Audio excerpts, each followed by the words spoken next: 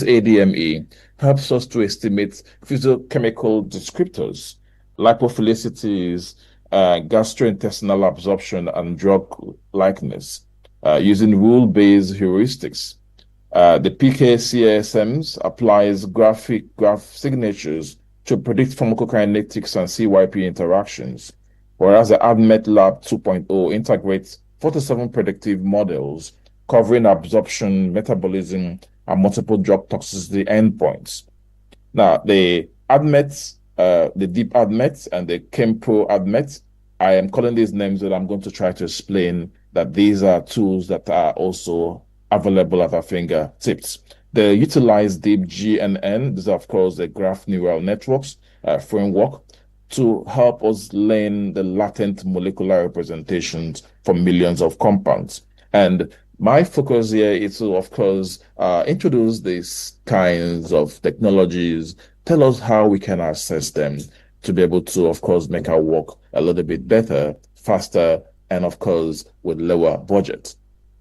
So here in this slide, what I have done, of course, is to see how we can combine.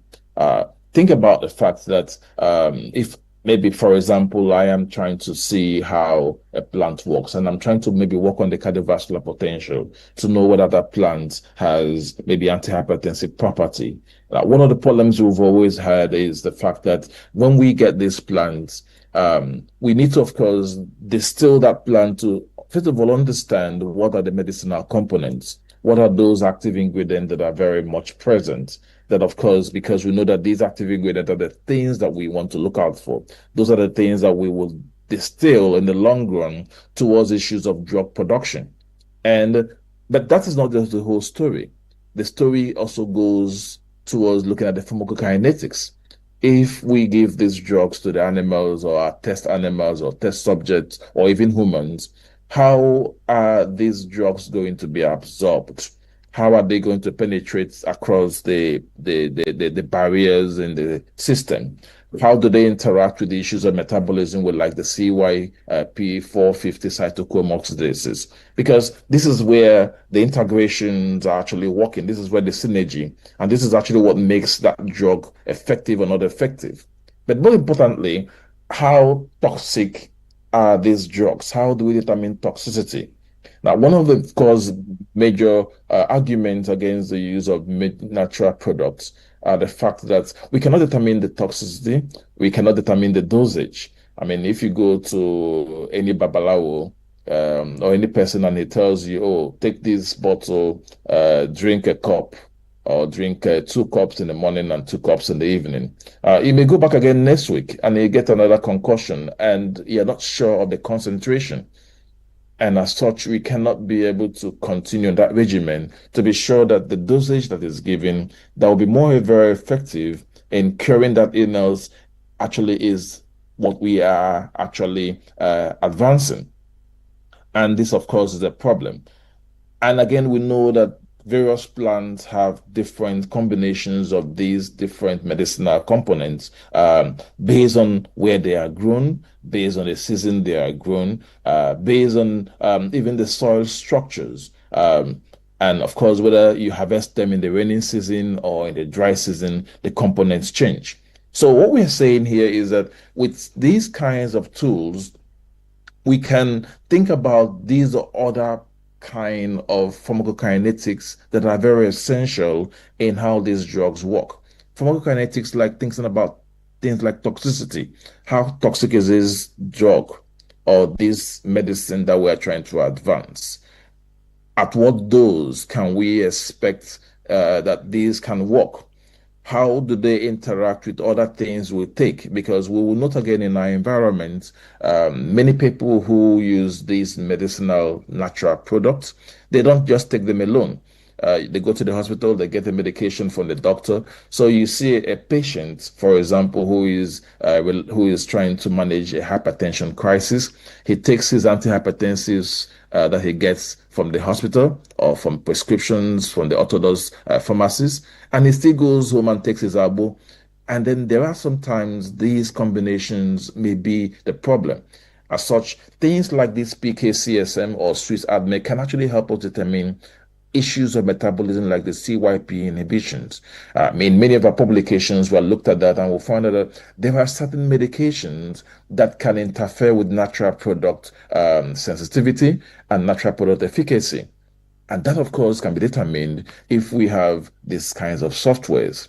There are certain issues of toxicity or even issues of availability, bioavailability, that can be determined if we know how to use these softwares. And that, in the long run, helps us to advance the information that we are actually presenting to science. So what we are saying here is that we can use these tools to determine so many things that add to the knowledge that helps us to come to a much more realistic conclusion of the efficacy, the usefulness, and the possible interactions and even the problems that can arise when these products that we are advancing through our research are used by individuals. This, of course, is a basis that, of course, can make our research more effective, more user-friendly, and, of course, help us to punch through the noise in the academic and the scientific world. Now, we also talk about molecular docking. I guess many of us have heard about that.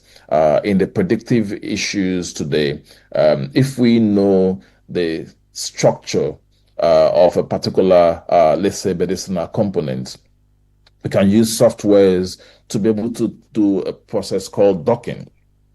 And in docking, what you're doing is that you're trying to see if there is a receptor drug interaction. And if you are able to match that receptor drug interaction, these are computer models, these are software driven. We can be able to challenge a particular receptor. In many of our researches, we have done this kind of docking interactions with ACE inhibition.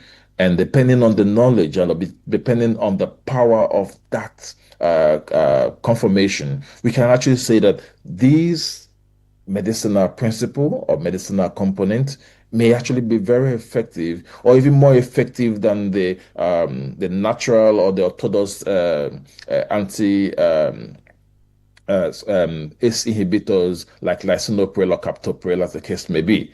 These can be done even from your sitting room.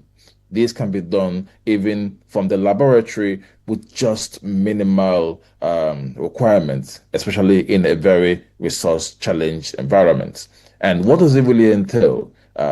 Naturally, of course, when we started these kinds of research, we still go through the natural process of harvesting, extracting that plant principles, but doing something like a HPLC or UHPLC to be able to distill down to really know the very essential medicinal components. And then taking each and every one of these medicinal components and synthesizing their structure, which can actually be done. And I know from many of the researches I've done with even some of the researchers in Nigeria that we have HPLCs and UPLC in some institutions. So that can give you a structure that can tell you about some of the chemistry of the compounds. And if you have that chemical structure, you can then use them, prepare a protein or take that chemical structure and do a docking simulation. Now, in that docking simulation, you can now look at the levels of energy and you compare that with the other known useful remedies, and that can tell you a story which, of course, is very reliable and not only very reliable, very impactful with regards to your addition to science. So, how are these things possible, especially in a low resource setting? We, of course, will note here that there are free academic licenses and open source tools for some of these softwares I have mentioned. We can leverage on cloud computing instead of having a local HPC, or even think about collaboration. Collaboration, of course, yes, I listened to some of the initial presentation by the heads of department and the dean and the conference organizers. We, of course, talked about collaboration. Collaboration is the way to go. I mean, gone are those days you think you can do it all by yourself. And of course, yes, in today's scientific world, when you are able to leverage, that's actually the way to go. because you may find out that there is an experiment you want to do here. You don't have a resource for that, but some other person, either in London or in the Caribbean or in America, has that equipment. And just leveraging on that collaboration can be the reason why your paper, instead of going to a local journal or going to one of those non-descriptive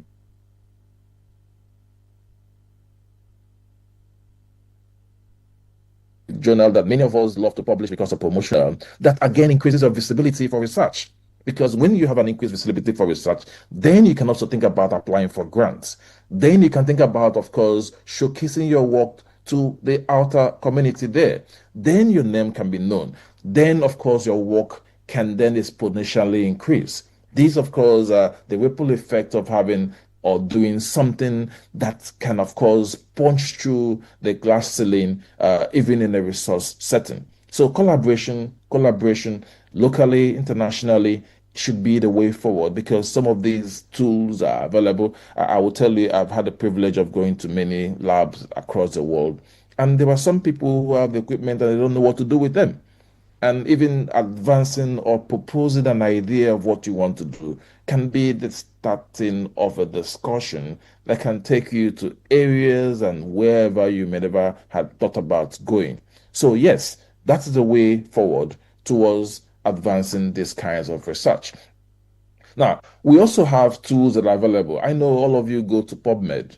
If you go to PubMed, PubMed is not only there to search to know where publications are coming from or to check to get citations. In PubMed, you can actually, there are a lot of things on PubMed where you can actually extract information that are already documented, information about even natural products, about some receptors. There are a lot of data that is already out there waiting for somebody to just use them. So even if you don't have the benefit of having to go to the bush and collect that plant and do all those issues with spectrophotometrical analysis or HPLC analysis, which you may not have, you can look out for the plant, go to the proper literature reviews, and then of course, even interacting with PubMed, you can be able to even get information about what has already been done and even the possible proteins and the receptor interactions you can actually leverage on to maybe do something like a molecular docking, to do more like an ADMET study, to add more information. Yes, today's world is not only talking about primary data, people are also doing secondary data analysis. And people are doing meta analysis. I mean, they don't have to get out of their room. They just need to have the fact that there's a publication coming from Nigeria, coming from Uganda or Kenya, or coming from even India, and they're able to gather all this information and actually create the metadata, which of course is a data-driven kind of publication that of course, showcases the importance and, of course, the relevance of whatever one is thinking about researching on. Now, there are, of course, these freely accessible web-based tools, and these web tools, they, of course, they don't need very big, sophisticated hardwares. What you just need is your computer, a laptop that has about 4 to 8 gigabytes RAM, which I know all of us have. Nigerians are very, I will tell you, my experience is that Nigerians were one of the most intelligent people across the world. So people, of course, will talk about us with all the issues of internet scam and all whatnot. And I think because we have that level of maybe smartness or intelligence, if we can utilize that knowledge of this computer knowledge in these kinds of work, we can go a long way. Now, the sites have here are freely accessible sites. We can download these things, this software I mentioned, and some of them are free online. Uh, if you have the money to buy a license, that's a different thing. But again, one can collaborate with a lab that has a bigger license. It's like when we talk about if issue of use of ChatGPT, people just use ChatGPT or use any of the AI tools. That's, of course, a level that's available to everyone, but there are also higher levels that one can access if you are able to, of course, have the necessary funding. But we can start from somewhere. We can start from somewhere. And what I'm saying is that these AI materials or AI tools are available online. You can download them in your system, you can play around them, understand how they work, integrate them, and of course, intervene with them to be able to still get something very unique to be able to advance the knowledge with regards to whatever focus of research you want to do. So, these, of course, I've sent this presentation to the organizers, and you can easily share them, make them available to anybody who is willing. They are online. I mean, they're not my products, and they are easily accessible to anyone who wants to. Um, Even with regards to the molecular docking, AutoDock is available online. Um, and like I said, there are other bigger softwares. We can actually start from somewhere, just with your laptop. Just downloading these kinds of softwares, going to the website, downloading them, playing around with them, you will be amazed how much understanding or even how much work or data you may be able to synthesize when you get to know how to use them. We also have the other ones like the machine learning and AI platforms that are free of cost. Like the Google Colab for cloud computing, for Kaggle notebooks, the DeepChem. The point I'm making is that these tools are available. These tools make the work a little bit more easier. These tools tells us a lot more about some of the information that will take us a long time and resources and even the technical know-how to be able to get. And if we can think about focusing on some of these things, especially starting with the ones that do not require so much funding, start from the basis. And yes, the institution can go a long way, even in acquiring license. Some of these licenses will give you a little bit kick, about how to go a little bit deeper. But we can start from somewhere. And these are available for even the undergraduate students, the postgraduate students. And I will tell you that the kind of studies and the kind of data one may be able to get from these tools will be something that will amaze you, that can actually move that your work to a level of publication that will make you visible. This is, of course, one of the problems we have in our country. Of course, I know that oftentimes when you think about publishing, uh, uh, we spend a lot of money publishing, of course, personal money, because I know grants are not easily available. And most of this personal money we spend because the resources are not there. And we do that because we want to get visibility. But there are top journals that are not that expensive if your work is genuine, if your work is insightful, if there is something novel about your studies. And what we're saying is that we can punch through those glass ceilings if we just know how to go about them. So a practical workflow that can be implemented immediately is think about retrieving compounds for PubChem. Think about running a kind of software analysis to predict the admit issues of absorption, distribution, metabolism, toxicity, as the case may be. Think about performing like a docking kind of analysis, look at the visual interactions, and that can tell you. For example, if I have a plant and I know the medicinal component and I'm able to extract one medicinal component, I know the chemical structure, and I do these things, I'm able to know whether that extract, if it can work as an ACE inhibitor, if it can work as an ROT receptor blocker or ROT receptor enabler, if it can work on a particular receptor or that receptor with regards to hypertension or with regards to respiration or regards to kind of gastrointestinal systems or even any of the systems that we want to work on, because some of these tools are available. And here, of course, I put them in a pictorial format, the same information, retrieving the information, either doing it yourself, the way you have always been known to do them, or even going to PubMed or ChemBill to take some of these compounds that are already present. The sites are already there. Doing an ADMET prediction analysis, of course, telling you about the degree of absorption, distribution, metabolism, excretion, and toxicity. That is a great deal. I had a publication recently, and that, of course, the data was eye-opening. with regards to a particular medicinal plant that we were actually investigating, doing a molecular docking to tell you how these things, whether they can attach to a particular receptor or whether they are not able to work on this receptor, that can tell you about the mechanism of action, which I believe is what almost every physiologist want to do. Every physiologist wants to know whether, because that's the focus of physiology, knowing how does it work, what's the mechanism of action. Our work is not just about crude pharmacognosis, which of course is part of it. I'm not saying that's not the full part, but that's not the full part. But I'm saying that these things can genuinely enhance the data outputs that we are pushing out there. And then, of course, we can visualize those interactions in the molecular docking, annotate the omics data, optimize the leads, and these are how we can move towards identifying drug candidates. And of course, the final focus is, of course, being able to identify a drug candidate, produce them locally, and who says scientists cannot be rich? Scientists can actually be billionaires if we know what to do. I know that our training does not give us entrepreneurial spirits, but who says that if we have something that is requested or that, of course, everybody wants to go for, or everybody kind of confirms their potency, that we cannot market them?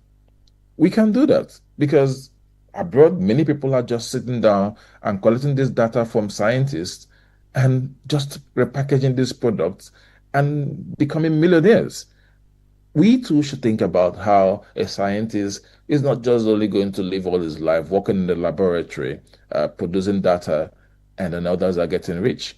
We can think about that because today we have some of these tools that can enable us to do these kinds of study and these kinds of publication, as the case may be. So, the future directions I am, of course, proposing in this presentation is that, of course, we have to think about an integrated pipeline, and this integrated pipeline combining how we extract, how we fractionate extracts to know the medicinal component, doing the molecular docking, the AI-based admets, because these kind of combination can enable efficient identification, efficient isolation, and mechanistic study. It can help us to do all of these. And then when we now do an in vivo or an in vitro validation, together with understanding the pharmacokinetics,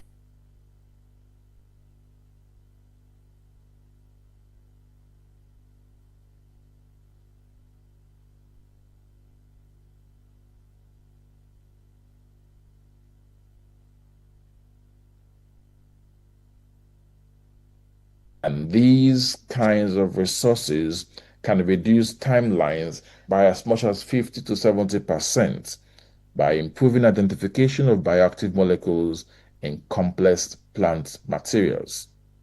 There are other advanced tools like the MS2 Deep Score, the MP classifier, the DeepDoc, which of course, they are of course generative models.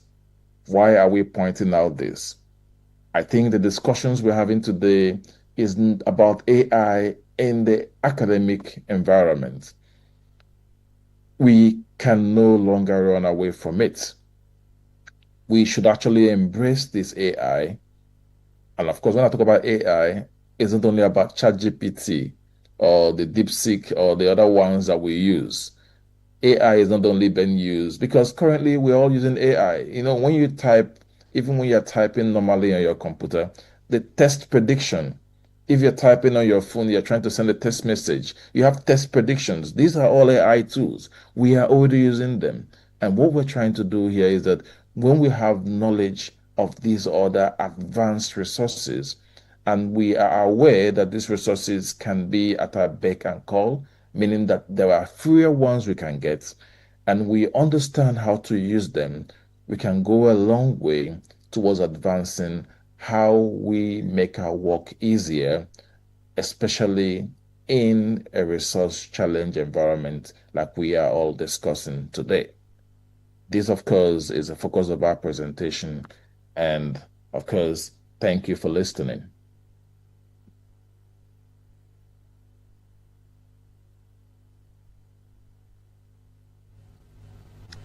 Hello, hello, hello, hello, hello, hello, hello.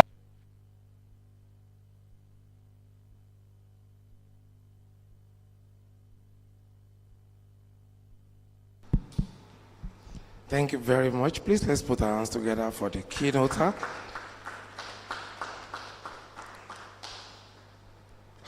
How do I interpret that applause? I guess Prof has done something to us, and I love the way he concluded the keynote. The essence of keynote address usually is to set the tone for the discussions that will follow. And we want to appreciate Professor Chukwuemeka Nwokocha for that beautiful presentation. For me, not minding your technical terms and all the things you have discussed in between, one thing that is striking for me is the fact that he said there is no way we can run away from artificial intelligence, whether we like it or not. Some people argue that it will take away our job. That's not correct. As far as I know, it will only enhance whatever we do, and it's already enhancing what we do. And in this area now, I believe, even for non-physiologists, by the time we begin to deploy artificial intelligence into what we have, it will help people like us to be able to connect, to be able to relate well with whatever we have. But what is advised, or being advised all over the world, is that we use it responsibly, so that at least that human loop will always be there at the end of the day. So I think the Prof has done well, and he has set the tone. And we have equally done well by listening attentively to him. I know a lot of discussion will come up along the line. May I please ask us to stand for a moment? Can we please stand for a moment? Thank you. I know you've been sitting down for too long. I just want us to do a little exercise. So that sitting down like this, can we raise our right hand? Everybody, please raise your right hand. Put your right hand on your left shoulder. Thank you. Raise your left hand. Raise it very well. You can shake it, shake it, shake it, shake it. Some people are sitting there. Shake it very well. Shake it very well. Okay, shake it very well. Put it on your right shoulder. Put it on your right shoulder. You have just given yourself a big hug, and you have done well for that. Please, let's put our hands together for ourselves. I mentioned the other time that I think it's time for tea break. Is the tea break ready? Is the tea break ready? I think people should take tea so that we don't, maybe before I leave you, so go and have your tea break. It's ready, fine. Before we go for the tea break, can I have our attention for 1 minute? After which I'm going to run, and my colleague will take over as soon as you return from your tea break. But I have good news.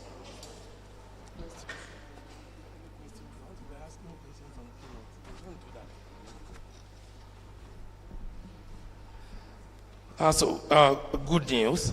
Why I was still sitting there, you remember I mentioned something that for some of us, what we do, we communicate development, we communicate science.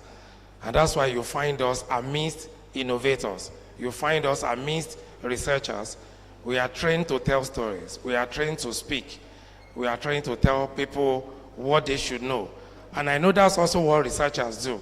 A lot of presentations will be taking place in the course of this conference. People will come out. We had a conference here some time ago, and somebody was presenting here.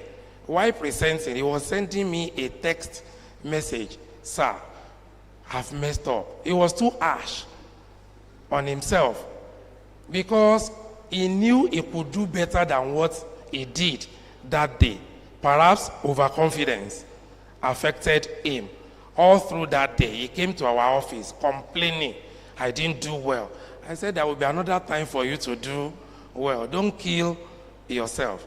But one thing I've discovered also is that we can actually deliver very well, consistently, if we master the art. It's an art.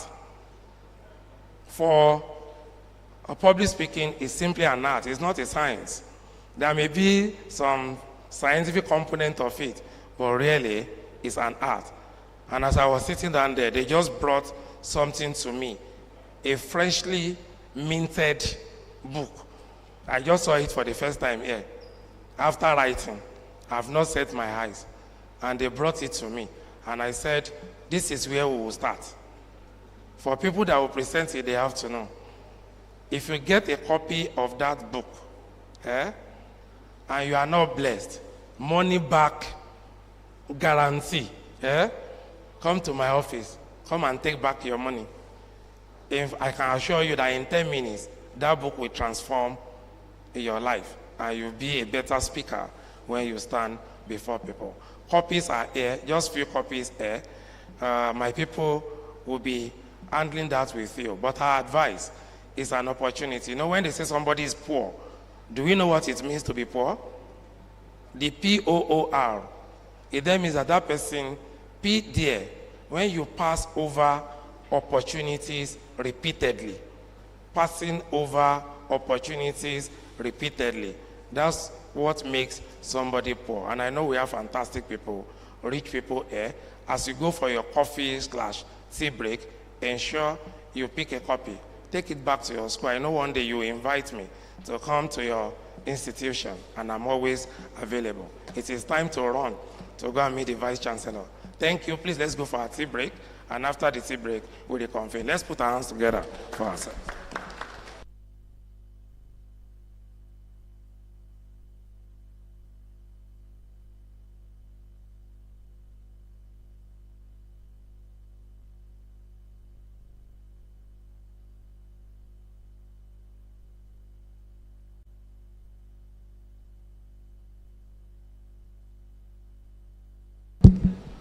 Please, let's use the opportunity to stretch our legs. Go out with your tickets, collect your, to the registration point, go with your ticket and collect whatever they have for you. Thank you.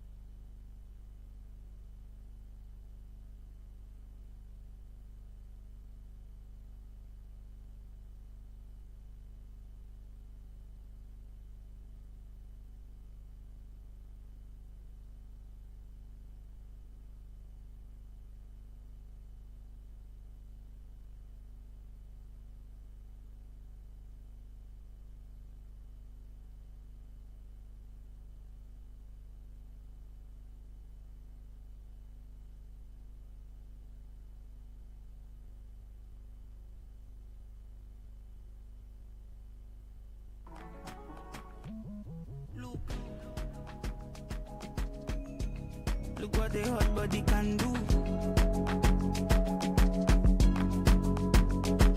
Look, focus.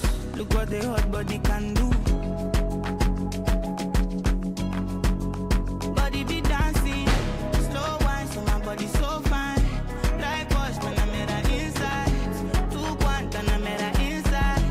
Make sense, oh, make sense. Oh my God, I never see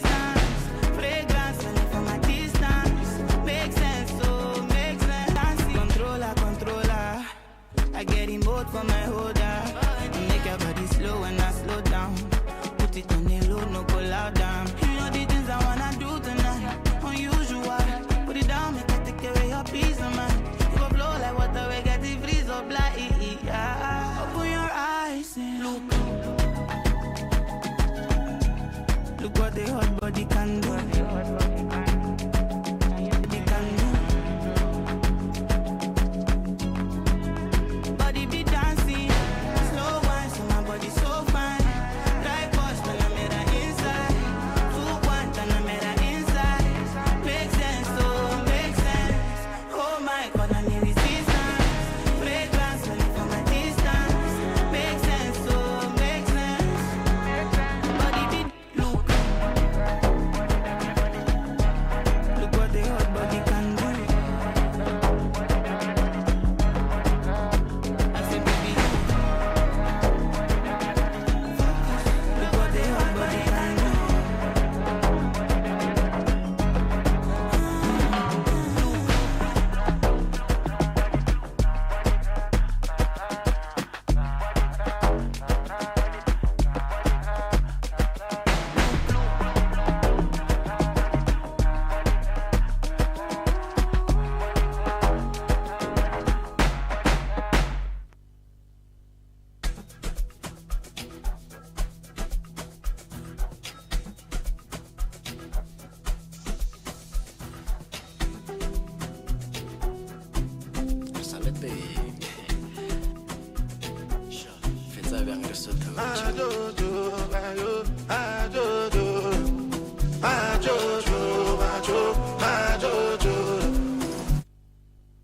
Since 1947, the matter never settle.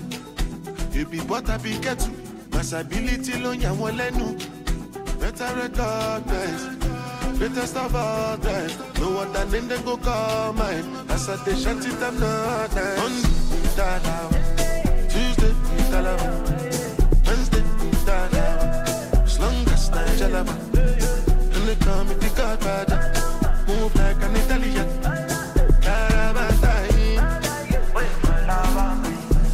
Have you ever seen a nigga like moi? Each and every lady wanna give me mwah. When they smoke weed, when they smoke cigar. Now we there, I try to move on.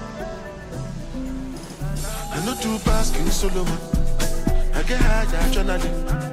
You know like me, what over. My advice is fun alone. Cause my guys don't follow no. Make the sky start falling down. I'm still your daddy. Olele fala, makoti maleami, mountain don't follow on me. Malteti kala, wait your load along on me. Engine never calling on me. What I love on me, wait your love on me. I pay, calling on me. Could you go on me, but calling on me. My name is Jesus, one of them. I give you my call on my body, which all of me. Keep to my social life. Yap, I eat your lover. Long as Nigelaba. And they call me the Godfather. Move like an Italian.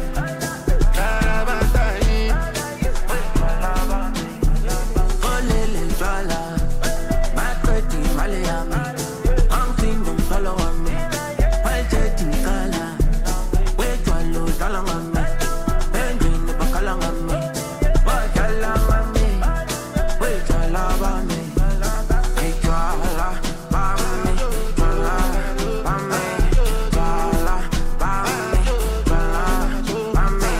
Wait your love on me, your love on me, your love on me, your love on me.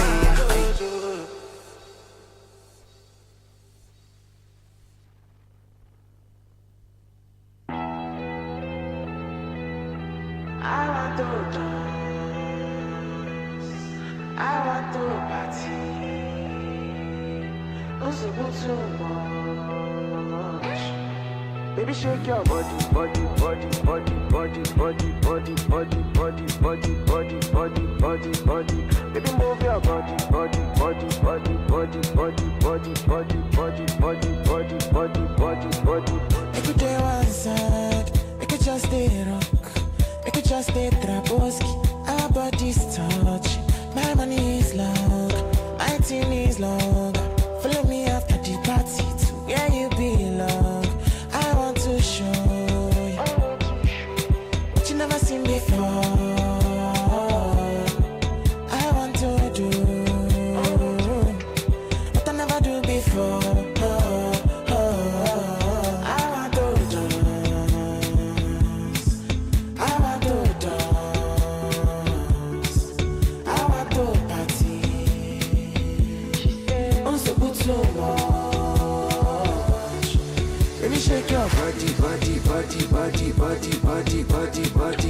Body, no send anybody. Baby, move your body, no send anybody. Kilo, if I say you arrest me, without the smoke, cause pull up, this your back. It's in there, this your back. Shena Kana, this your back bad, behind me. When I say walk, touch your body, go see love. Now I want your body, I want my cuts, so, baby, cut so. I want wash face, I want fast face, I want chop your body. Your body not inspired, your body not price. No, no, darling. Traboski, swagger. No, darling. Traboski, I don't hide, share you don't hide. Say she got the boyfriend, me I got the girlfriend. But I want your number, I want the bumper. No, darling. Traboski, swaggerski. No, darling. Traboski. I want your dance. I want your dance. I want to party. What's a good tomorrow?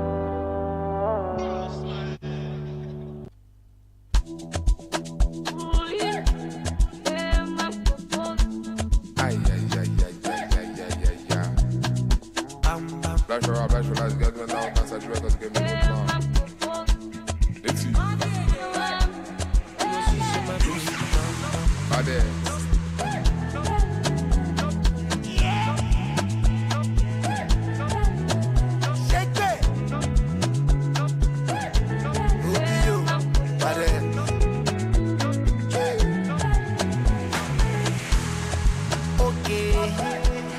I show you my bank account. Two-Face, I get it plenty to go around. So girl, make you dance when you hear this sound. Now we the poppy all over town. So tell me if you did down, did down. Do you know? Say oh, me take ball like oh. Girl I know. Something that you do not know. Whether na traffic I be go slow. Baby, I promise I go still show. Spending money, Pablo. I suppose she locate, but I go buy Belgium. My money na alele, high pressure. But it's like she ma balaba, put on for high tension. You must apply your team, big boy, you must apply plenty. Mismanage my funds on you, all I really wanna do is mismanage my funds. You really wanna stop me? Mismanage my funds on you, all I wanna do is.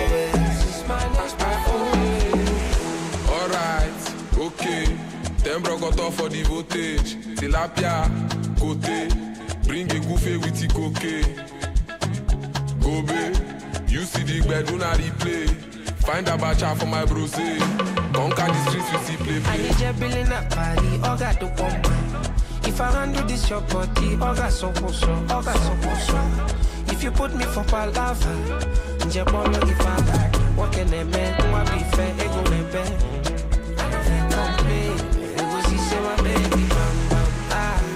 I suppose she locates, but I go buy Belgium. My money na alele, high pressure. But it's like she ma balaba, put on for high tension. You must apply your tea, big boy, you must apply plenty. Mismanage my funds on you, all I really wanna do is mismanage my funds. You really wanna stop me? Mismanage my funds on you, all I wanna do is mismanage my funds on you. All I really wanna do is I will mismanage my funds. You really wanna stop me? Mismanage my funds on you. when you don't know my portfolio.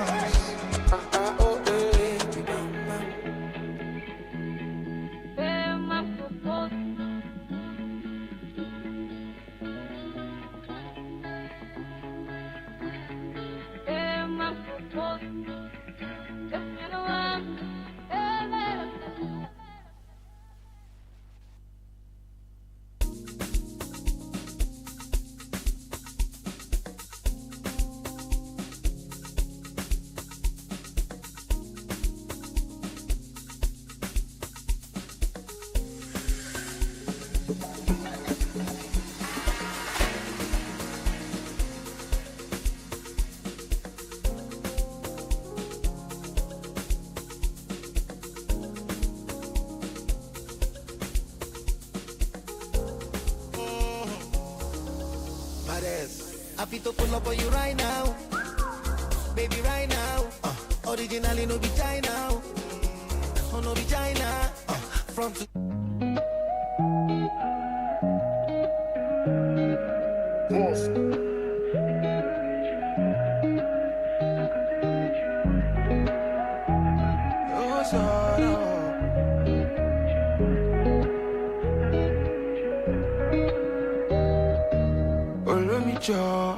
Shine me jaw, follow down me jaw, cause I'm really lost. I've seen it all, I'm already gone. Wine slow, my rain love, gon' give me love. She tell me, say she go change down for me. Kurima show me, not only money fit to shake her body. She go leave out for me. Fatima gay. Me love last night, could you go for me? Forget about you today. I'll give you love, that's right. She told me running. Oh no, go out comforting me, let more body me, put your body me. I know you go eyes on money me. She said no really, go there but me. Go out comforting me, let more body me, put your body me. I know you go eyes on money me. She said no really, go there but me. I know you got some money, me, oh mon ami, je m'en vais ni I don't care, je m'en j'ai dinayi, je m'en loin for me, mama j'ai kobi. And anytime got it tampon, I know say that night no go transform, but anything I could provide, you did try. Caramel body, anybody like Korodo, Parabale corridor, ballo, fatto, I wish you could. Getting agitated when you never say yes. Do us like us, do money now what I see be. Go out comforting me, let more body me, put your body me. I know you go eyes on money me. She said no really, go there but me. Go out comforting me, let more body me, put your body me. I know you go eyes on money me. She said no really, go there but me. Comforting me, let more body me, put your body me. I know you go eyes on money me. She said not really, go there but me.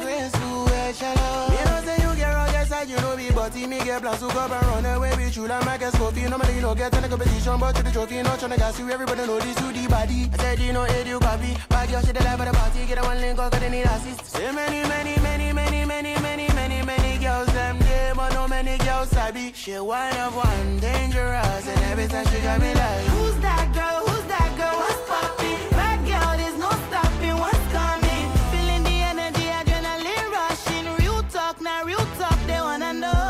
Who's that girl? Guess you never heard of me, I'm popping out like confetti. Who's that girl?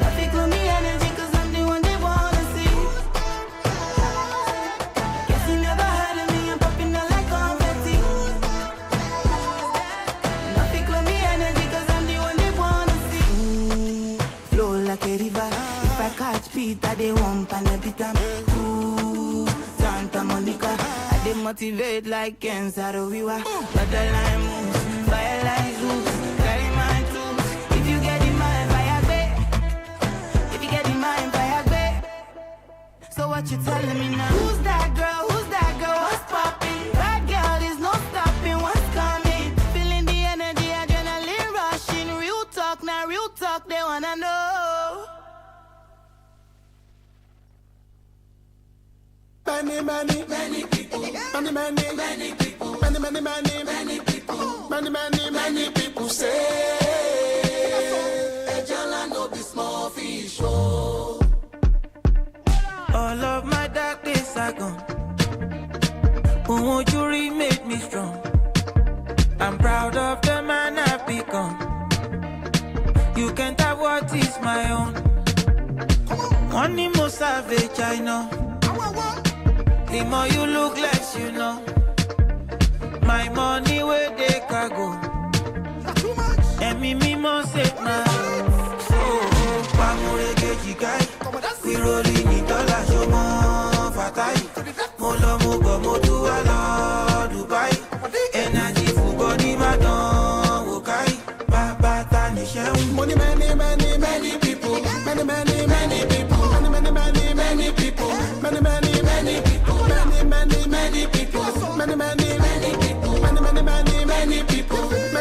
many people. Good days are getting better. 1, 2, 3, Good days are getting better. This love is very special. My blessings hold the meta. Oh, wami wale. Ire babi daily. I got the run and pay. Ore ofe moje. Amure geji guy. We rolling in dollars, show more fatai. Molo mobo motu ala Dubai. Energy for body madon wokai. Baba tanisha. Many people, many people, many people, many people, many people, many people, many people.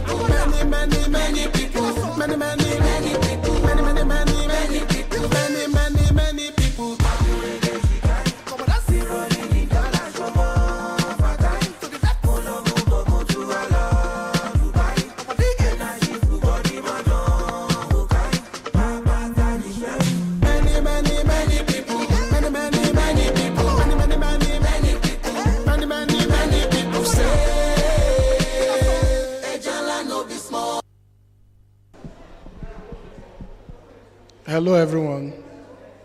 Please, let's settle down for the other aspects of the programs. Let's settle down, please.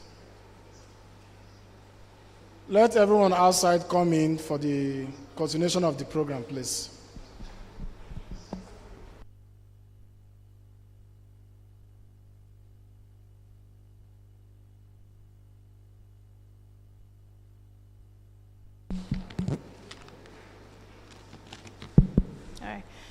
Good afternoon, everyone, once again, and welcome back from that short break.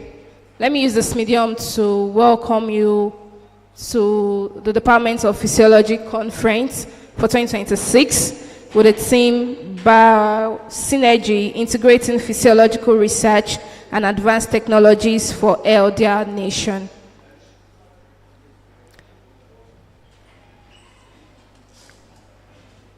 All right. So we'll be moving straight to the keynote address 2, and that will be anchored by Dr. Mega Oyovre. I hope I named that correctly. Sir, kindly be on your seat, on your feet, while we recite your citation.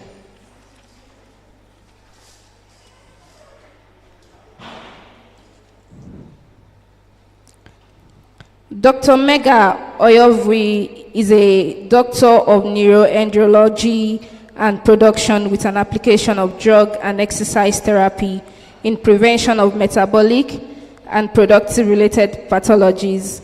He is a fellow of the Nigerian Institute of Science Laboratory Technology and a fellow of African Institute of Public Health Professionals. He holds BSc degree in biomedical technology as one among the best graduating students of his class from the Faculty of Basic Medical Science, Delta State, Nigeria. He holds MSc degree in Physiology with specialty in Reproduction and Fetal Developmental Programming from the University of Ibadan. He proceeded to Delta State University, where he obtained a PhD degree in Physiology. Dr. Mega's research focuses to the development research models relation to new therapeutic approach for both neuroendocrine and reproductive anomalies.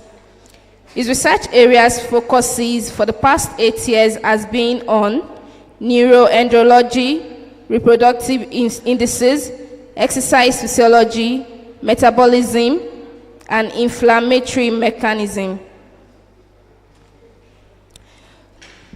Worthy of note, his scientific impact is the area of neuroendocrine and reproductive research is gaining recognition simultaneously with a reflective outcome of having, please one house ma, of having a contract with Qatar University on grant review matters worth $500 per review. This has also led to his recent most outstanding research award by Chinese Medical University worth 4,000 yuan currency. He has also been rated for the position of 189 scholar for the recent publication Top 500 Scholars in Nigeria. He has received multiple prestigious international awards and grants, including the SDG Data Grants, Traveling Grants, Institution Engagement Grants, Outreach Grants, Physiological Non-Societal Grants, International Development Support Fund, and Support and Inclusion Fund. He was once an HOD Physiology and Subdean Faculty of Basic Medical Science at Adeleke University. Currently, he serves as the Associate Dean of the Faculty of Basic Medical Science, Southern Delta University. He is an active member of various university committees. Outside of his professional life, he is happily married and is a proud father of 4 children. With a round of applause, let's welcome Dr. Oyovwe.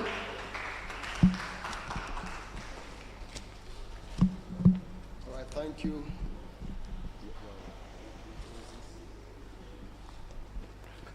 All right, thank you very much. To have welcomed me in here to stand on this on this great platform, as approved by the university management, most especially the Vice Chancellor of this great university.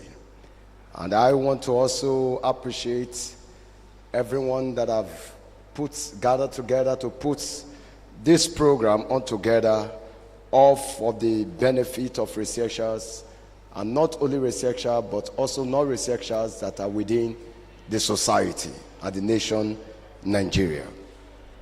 On this great note, permit me also to make welcome everyone here, and that find it very interesting and captivating to come for intentional development. I call it intentional development on the note that is a planned development. You want to grow in the system you are. And how do you grow in the system you are? There are certain factors that you want to integrate into your profession and to enhance your career. At the gather in conferences sometimes, it's not basically because they just want to hear people talk and go. We've passed those era where people just talk, and at the end you get to your own a position of research, and then you cannot even apply what you've learned so far. It becomes a problem among us. That is why the conferences be organized this period, that governance conferences basically met for professionalism and to enhance the tools that we use for our own professions. So, ladies and gentlemen, this beautiful morning, the university is classified as a container. And within this container, there were contents for an intent. And part of this content are the researchers, the policymakers, and then the leaders we have in terms of the health sectors. They are all part of the content and how to make the university become globally visible. And that is why it calls for this interaction this morning, for this keynote presentation that is centered on deploying synergy as a scale for healthy nature. Then with a focus on the Nigeria context, consider this question: why it matters now.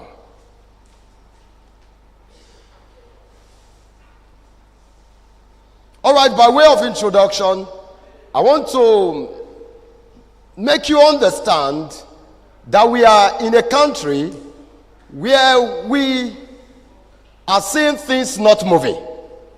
We are also part of this country where the health sector is in a state of anarchy, in a state of confusion of what people we have as health workers, even including doctors and nurses. In a way, they are still confused because of poor facilities. They are confused of how to enhance even the health system within their own domain. And that is why it is a call. And then we term the Nigeria health system to be at a crossroads where we are looking to find our way of how to cross over to the better side. Then Nigeria has a population of over 220 million, considering the fact that the country faces stark health care gaps. And if you are to make a comparative analysis between the urban versus the rural, state to state, and across the income group, poor development across state to state, not to talk of even the essence of the health sector. Okay, let's imagine somebody suffering a kind of a chronic illness in Delta State and was to cross over to this state for a medical check or for a medical intervention. It will be a big problem that the person will die along the road because of the poor road constructs that we have. I left my house yesterday around 7, and then I got here around 6. Just come out Delta State, a place I fly within how many hours I've gotten to Ibadan. But here in Ondo State, I could not find my way out. Let's assume that I happen to be the sick man they are trying to rush down here. It would have happened in such a way that before getting down to Ondo, it would have been a terrible situation. And that's the kind of state that we are. And that's why we say this comparative analysis is based on urban versus the rural, states to states, and across the income groups. Now, this disparity makes it very urgent for an adoption of large-scale innovative approaches that can deliver quality health service to everyone, especially the undeserved. But in this case, we are considering the citizens, and we are not only considering the medical professional, we are also considering the government and also the NGO, the non-governmental organizations. Now, there has been a reformation policy before now, which I call it a reform policy with anti-synergy and anti-synergy and anti-scale system. And what is this policy? It's a policy that talks about the National Digital Health Strategy that was reformed in the year 2021 alongside to 2025 last year. It sets a clear priorities policy. And now that national health data architecture, telemedicine, scale up, stronger health information system, yet challenges persist. There were gaps in connectivity.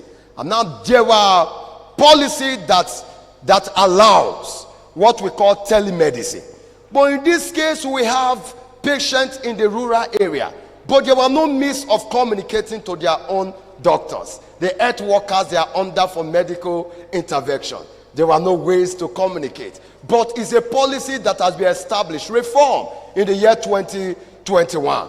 But due to not professionalism, people put and to manage and to implement, even after implementation, people to follow up with this policy are not professional. Have you ever I've been to the General Hospital in Ughelli Delta State, where I see a not professional person working under the HIV units. The person read fine and applied heart, but working under those units. How long have they gotten trained? And there were people that specialize in the area of virology, but they are looking for a way out to get themselves employed within those sectors. But somebody who is not even professional to that extent are the people managing that particular unit. And these are the problem we see in different places across the nation. And that's why it calls for connectivity. It calls for collaboration. It calls for integration. And it calls also for synergy. The place of synergy cannot be overlooked in this area. So devices and skilled staff keep implementation patchy, because we see them, they are skilled, but where are they? They are nowhere to be found. People travel out of the country to learn certain skills and are coming back, no place to function. At the end, it's as if it's a waste to have traveled out of the country to learn. So what are we really saying? This is a call to the nation, a call even to the president of the country to put in this implementation and the policy follow up so that we can be in a better health system.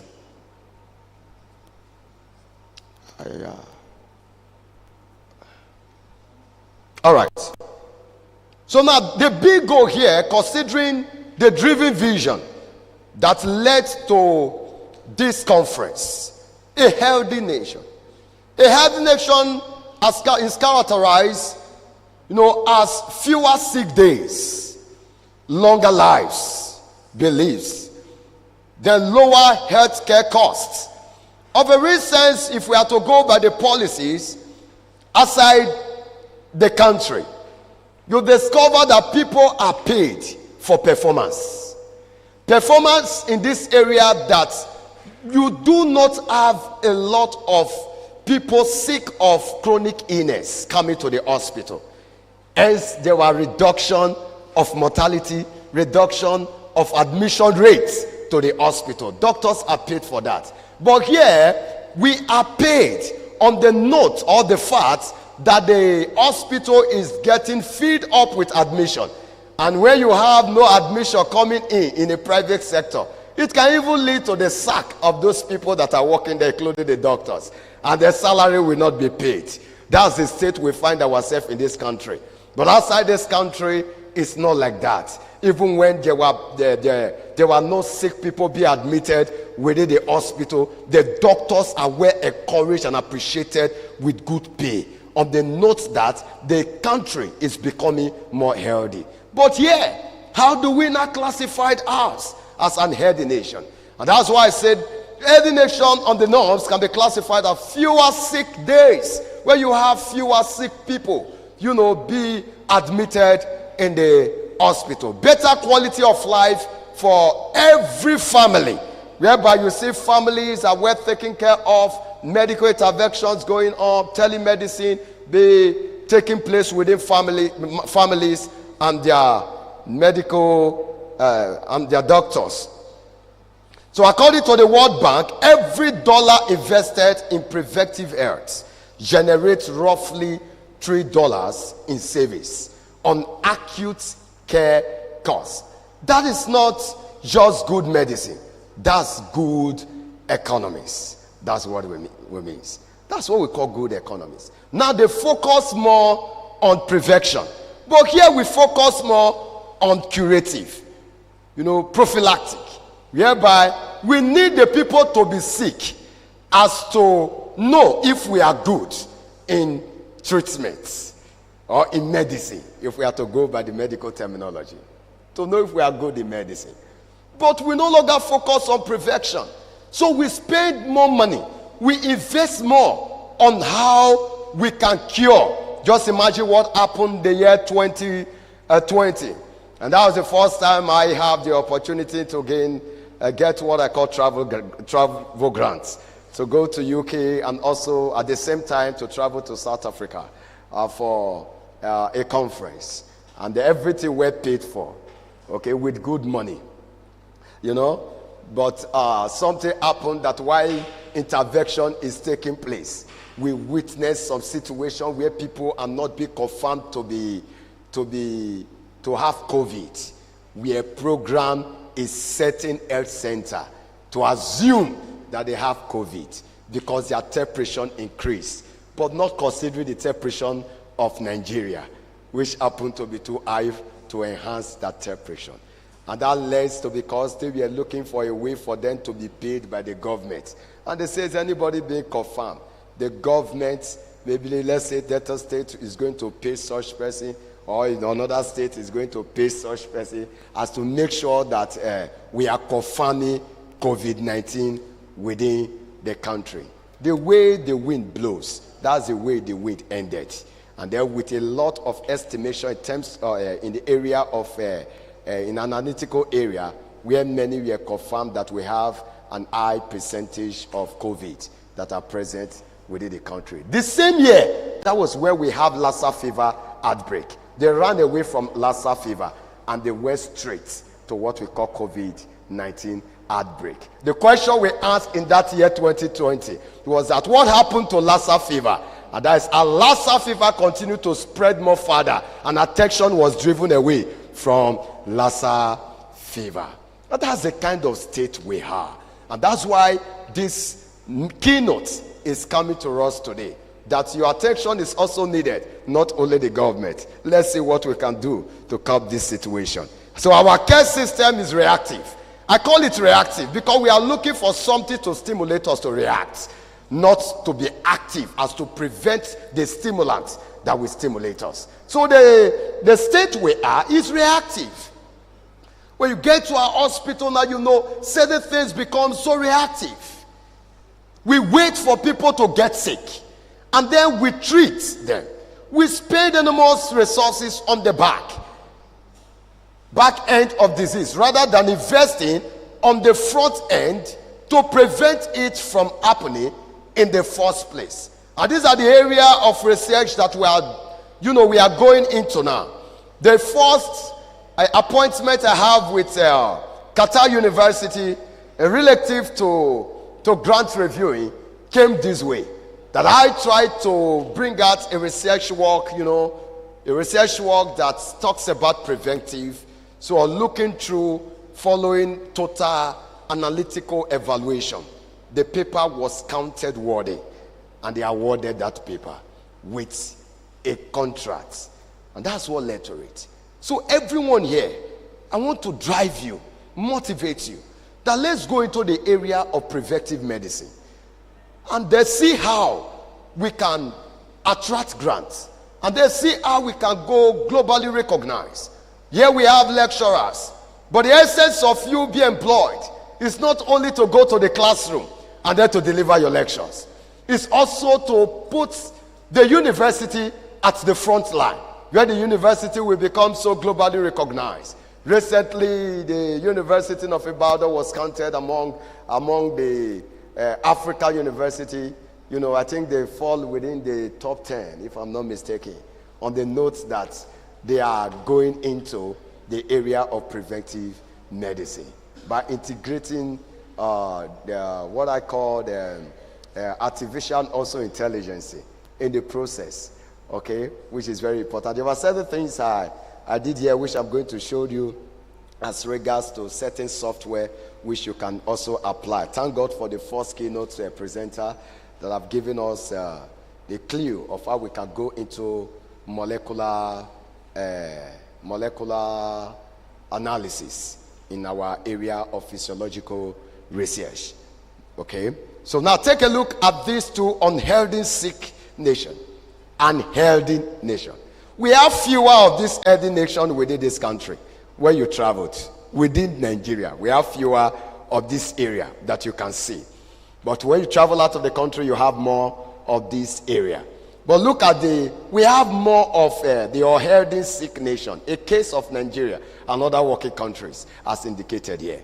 This is the situation we find ourselves, where the environment is so polluted to the extent that there must be sick people to be admitted. So that's what it means, because of the environment we find ourselves. So let's take note of this. So the current reality where we stand, let's be honest within ourselves and let's be truthful about where we stand today. You know, today you can rate that we have 20% out of 100 of chronic disease prevalence within the country. 1 in 5 adults has chronic disease. What about in the area of healthcare spending? 50% of it. The rural areas still lack basic services, no easy access to health care system. Hence, they are just suffering.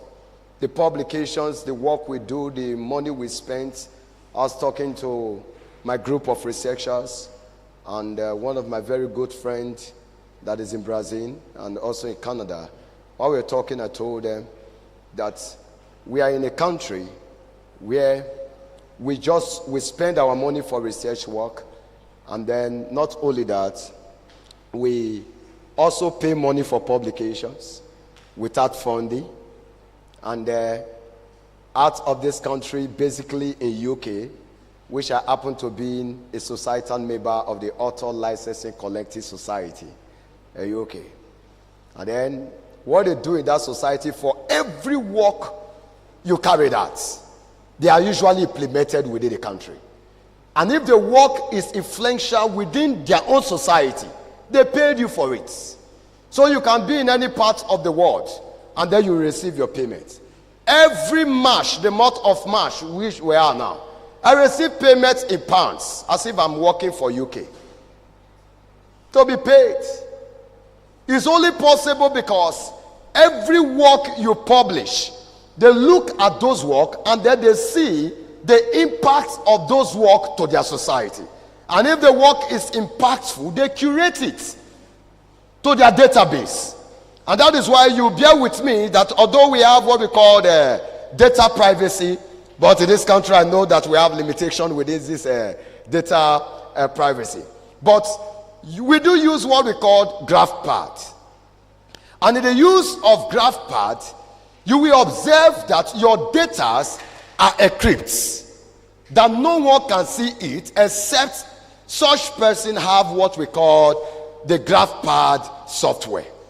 So without you having, so all my data, if I send my document to you and you have the software, you can get my raw data from the GraphPad. So that's what they do. So what they did was to log in into my raw data, convert the work into Word documents, and they click the graph. And when they click the graph carried them to my raw data, which they now archived in their own country as a data for implementation in terms of their health system.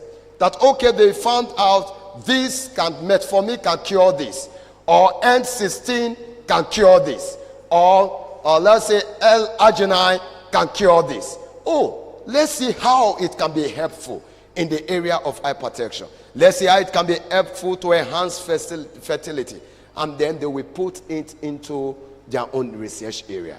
And if it is confirmed that that is what is done, they bring out such policy that will be implemented within the health sector as to enable those from in every area of the country to start using them for their own management. And that's what they do. And if your paper is curated in that area, definitely you will be paid. So I just make references to what I call Author Licensing Collecting Society. I want to believe everyone has noted that. Please, when you return back to your room of research, log into that website. Register within them. You will not pay any money. It is £38, but no money will be collected from you. the money that they will use to pay you, the first payment, they will remove that money. So you don't have anything to lose. You will not spend and waste your money. You see how policy are being implemented and is working in other countries. Okay? So that's the kind of society we are looking at here in this country. Not the society where you just begin to pay and pay and pay. And at the end, you don't even get anything. You are in a society and then you don't have you don't have access to certain things, and you are calling a professor in another university who have access to that, and because you are not in the area of mentorship, they turn you down. That's the kind of society we are. That's why this is a call for everyone here to wake up, not to be a victim of this kind of circumstances that we have within our society. Okay? So when you log into and then you register as a member, all you need to do is to upload all your papers. If your papers is found curated within the society or UK as per influential or impactful, you will be noted for payment come next year. And their payment is always within March and also November. I'm saying this because when you come to conferences, it's not only to hear talk, but to get opportunity. That when you get back to your home, you should be able to utilize it and get paid. I was talking to my very good friend, and I say, there were areas whereby you publish and get paid while we are coming this morning. That's what it means when we gather for conferences. So let's take a look at the other area here. And what does synergy at a scale means? There were two key words on this topic be given to me. Synergy. That means two or more things working together better than each other or each alone. If you are to compare two things, when you put two things and the two things are working together, let's say you have 50 at the first one and then 50 at the second one, and the summation will give you 100. The 100 is better than the 50 that you have within. So that's what we call synergy. This is not an era where a discipline fights themselves within the country. It's not the era. Let's come to collaborate and integrate and see how we can enhance our health system. It calls for synergy. And so, like a bike as illustrated here, pendants plus in addition to chain and also addition to wheels makes a better movement. Do you know you can only walk faster when your two hands is moving alongside with your leg? If they tie your hands as they say run, you become so sluggish that you can't run fast. Everyone here have observed that, even without carrying out that exercise. Okay, so the enhancement of your movement is dependent on your hands and at the same time your two legs. And that's what we call synergy. And that's why the body is designed such that the left part of your brain is what controls your right part of your body. So if anything happens to the left part of your brain, the right part of your body will become affected. And so if you want to target treatments, where will you target treatments to? And that's where synergy comes in. You will not just target the treatment facing one direction to leave the other direction. So synergy. In health, technology, being integrated alongside with people and then with the incorporation of data gives a better outcome. We know we go into more of a raw research where we want to buy an animal, and the rate at which you can buy an animal now is 2,500 small rats, 500 naira. And then let's take a look. You need let's say you need 50 animals. When you calculate it, you know what it means, that you are spending more. And then not only considering that, you go to the area of maybe you want to buy some kits. Some kits cost 500,000 now. we gathered together, we bought a kind of a kit called mTOR. Okay, mTOR. And then this mTOR is called mechanistic of target rapamycin. mTOR now, you can't just wake up one early morning and say you want to buy an mTOR ELISA kit. You spend a lot of money that even your salary in a month cannot cover it.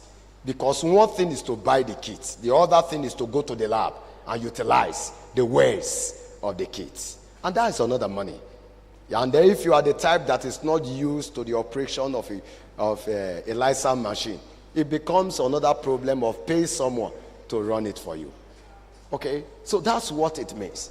But now we have data that are encrypted, that you can actually sort out for a secondary data. If you follow up with the first presenter, or the keynote presenter, he make references to it. So instead of now, a friend of mine is doing an postdoctorate in Brazil. That's Dr. Ejime. And all that she has been exposed to, as we are talking presently, it has been what? A computerized analysis. I'm going to show part of his work here that we did, and what I did from my own end here. So scale. What does it mean? Doing it for millions. If you know it within this university community, you carry out a research within this university community, it should not only be impactful within the university, it should be impactful also to other what? University. That is what it comes. That's what we mean by collaborating with under university. So it's a call to different institutes. I represent Southern Delta University. There are also other persons here that represent under university. Alongside with this university, people listening online, also within other university. It calls for synergy as we're working together. So not just a few. Scale is about spreading those benefits. What benefits you? Spread it to others. What I did, what I've done so far in Nigeria here, in a way, Nigeria has not paid me. SIVA has, considering the rate of scholarly rating within this country. You know, I saw the post of the organizer when UNIMED gave him a kind of an award. And it's the best benefit an institution can give to you, having a global recognition and global visibility. But we are in a country whereby you'll be rated among the top 500. You read it, which I've been following up with last year. Last 2 years I was among them. Last year I was among them. Another one again this year. I keep on being among. My target is to be number one. But being number one is not because of the Nigeria contest that I am. Being number one is because I know that if I get to that position, something will fall as a pounds to my pounds accounts.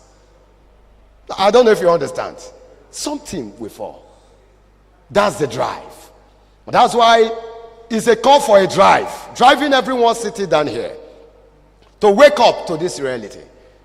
Okay? That's why I say in a country where you have top 500 scientists, none of these top 500 was given cash as a payment.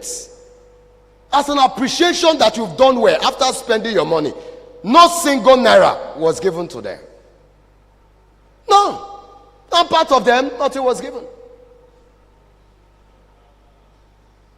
But same work that I published so far, was curated in Chinese Medical University. And I was paid for it. And I asked myself, say what they rated me to be 189 as top 500. No cash came. But another country saw the impact of that work to their society. And they make a transaction of payments. So that is what it means to have an impactful work. Impactful work that is beneficial to your institute as UNIMED must also be beneficial to other institutes across the university of the world. So get set and get prepared to carry out such impactful work that we are talking about today. So scale is about spreading those benefits to everyone. And here is a beautiful thing about scale. When you do something for millions of people instead of just a few, the cost per person actually goes down. It goes down. If you do something for millions of people at the same time, the cost of the individual cost that each of them need to spend, it will definitely reduce. It goes down. And I think that's the logic that most of the private universities are employing today. So it becomes more affordable for everyone.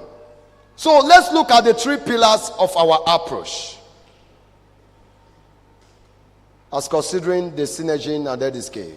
How do we approach this situation as to have a better health system? Now let me introduce you to the 3 pillars that support this vision. I think of them as the 3 legs of a stool. If one leg is missing, the whole thing will do what? We fall, we collapse. We all know this. If you have a stool with 3 legs, okay, on the triangular pattern, definitely if you remove one, it will fall. In any means you have it, it will do what? It will fall. So what are these 3 pillars that make up the synergistic roadmap? 1, technology. We can't do away with technology. This is not the era where we just go by manual means of calculation. We now use digital tools, artificial intelligence, machine learning, and wearables, sensors, as to manage human health. So the second pillar is what we call people. The human element. This is what we refer to as the human element. The human elements that must be integrated all together is what we call the doctors. The doctors cannot do without the community workers. And if there were no patients, then there were no doctors. Because the efficiency and the effective delivering of doctors and community workers also lies on the patient being admitted to the hospital. Then number 3, the data that we have. A university should be able to have data bank where the new generation can go and make a sort for data instead of spending more money. Imagine the first presenter talking about you spend less. The only thing that you will spend money for is what we call time, because they say time is what? Is money. That's the only thing. You just sit down. All you do is to utilize data, not formulating data. You use data that will be archived within the university. Getting approval to go into the privacy of those data, and then utilize them to make your research work. It makes it easier for you. So that's why we talk about the real-time information, the analytics, and then the privacy first. Although there were risk bias when it comes to privacy. But we will also look at the area that we can use to avert or to overcome them. Then these 3, synergistically as a roadmap, brings about doctors' early interventions. Considering the wearable sensors, whereby somebody don't need to go to the hospital before sensing what is happening within the biochemical activities of the body. The wearable sensor will definitely feed data for the community health workers to utilize. And as they utilize it, they get alerted the doctors for early intervention. Data tell us which tech to improve next. That's one thing about data. It tell us what techniques can we use next. Now it's going this way. It's becoming more complicated. It's becoming more consigning. Which techniques are we going to use? That's what data inform you about. So everyone sees the same big picture. So technology as a scalable and accessible interventions. Let's look into this area of scalable interventions. Scalable because it's focusing on millions of people, not just a few, but with a focus of millions of people. And how accessible are these scalable tools are to the masses? So that's why we look at what we call the baseline immune transcriptional signatures.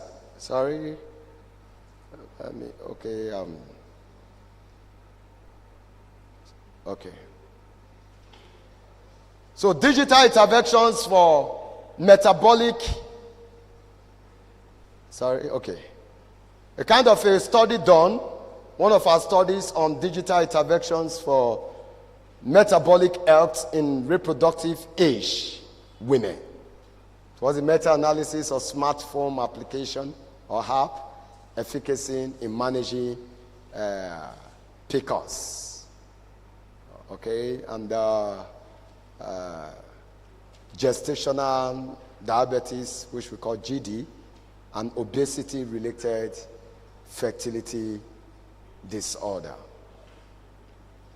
So we carry out what we call the risk bias assessment using the Cochrane-Robb 2 tool, and then certainly sensitivity of evidence was evaluated using the grades. And we observed that of 1,847 identified records, 22 randomized control trials actually met eligibility criteria. And then the smartphone-based interventions significantly reduced body mass index. In women with PCOS, mean differences was found to be reduced, to be less than 1.42 kg per meter square. With a 95% confidence interval. Was also discovered with improved fasting plasma glucose in women with gestational diabetes mellitus.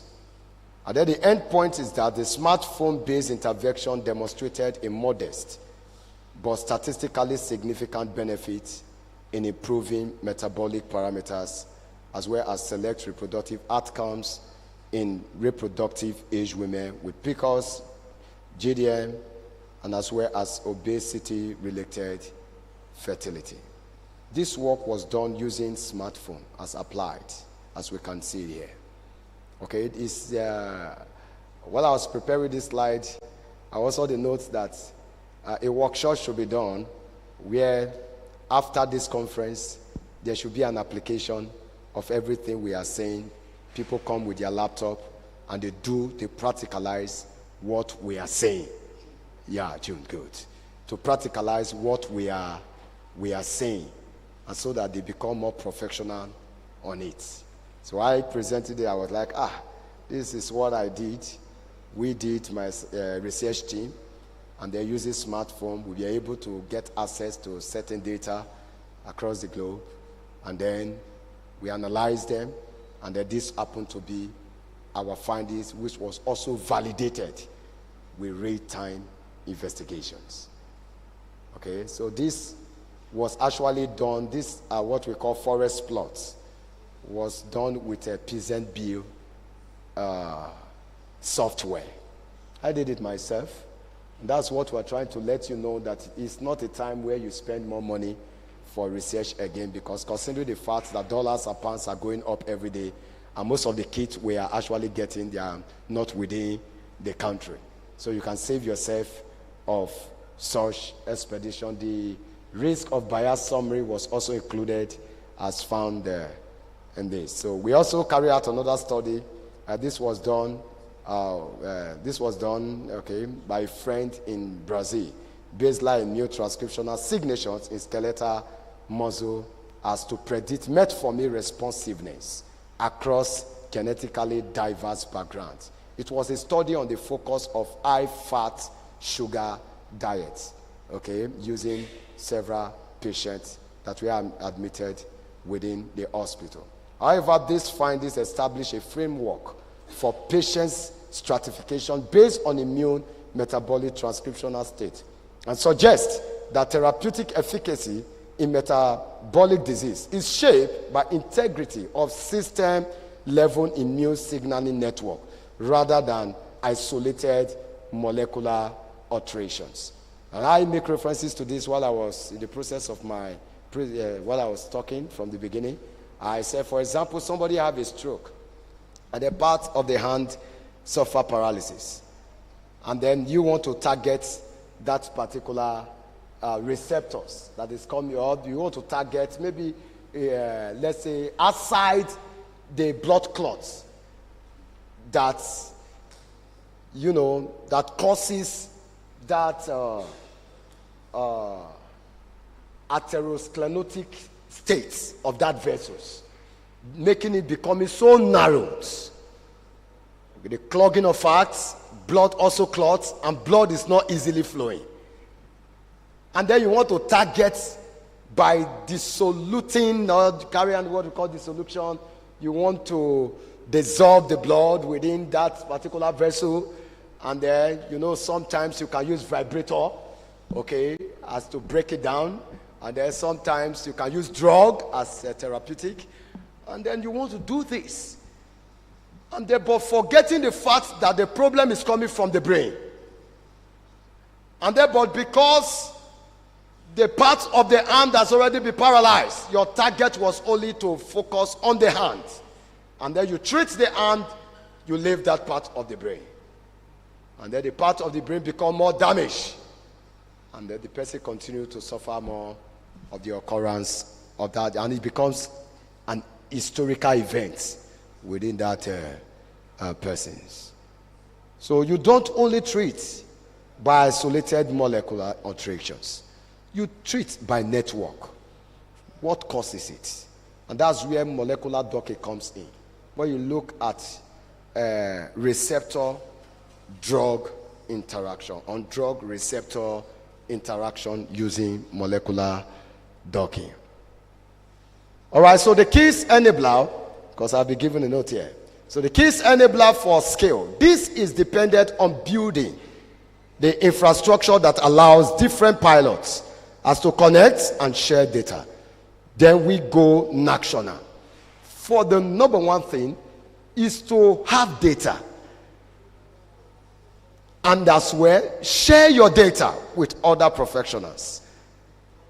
The further you go national as to create policy and funding must that make it sustainable for long term.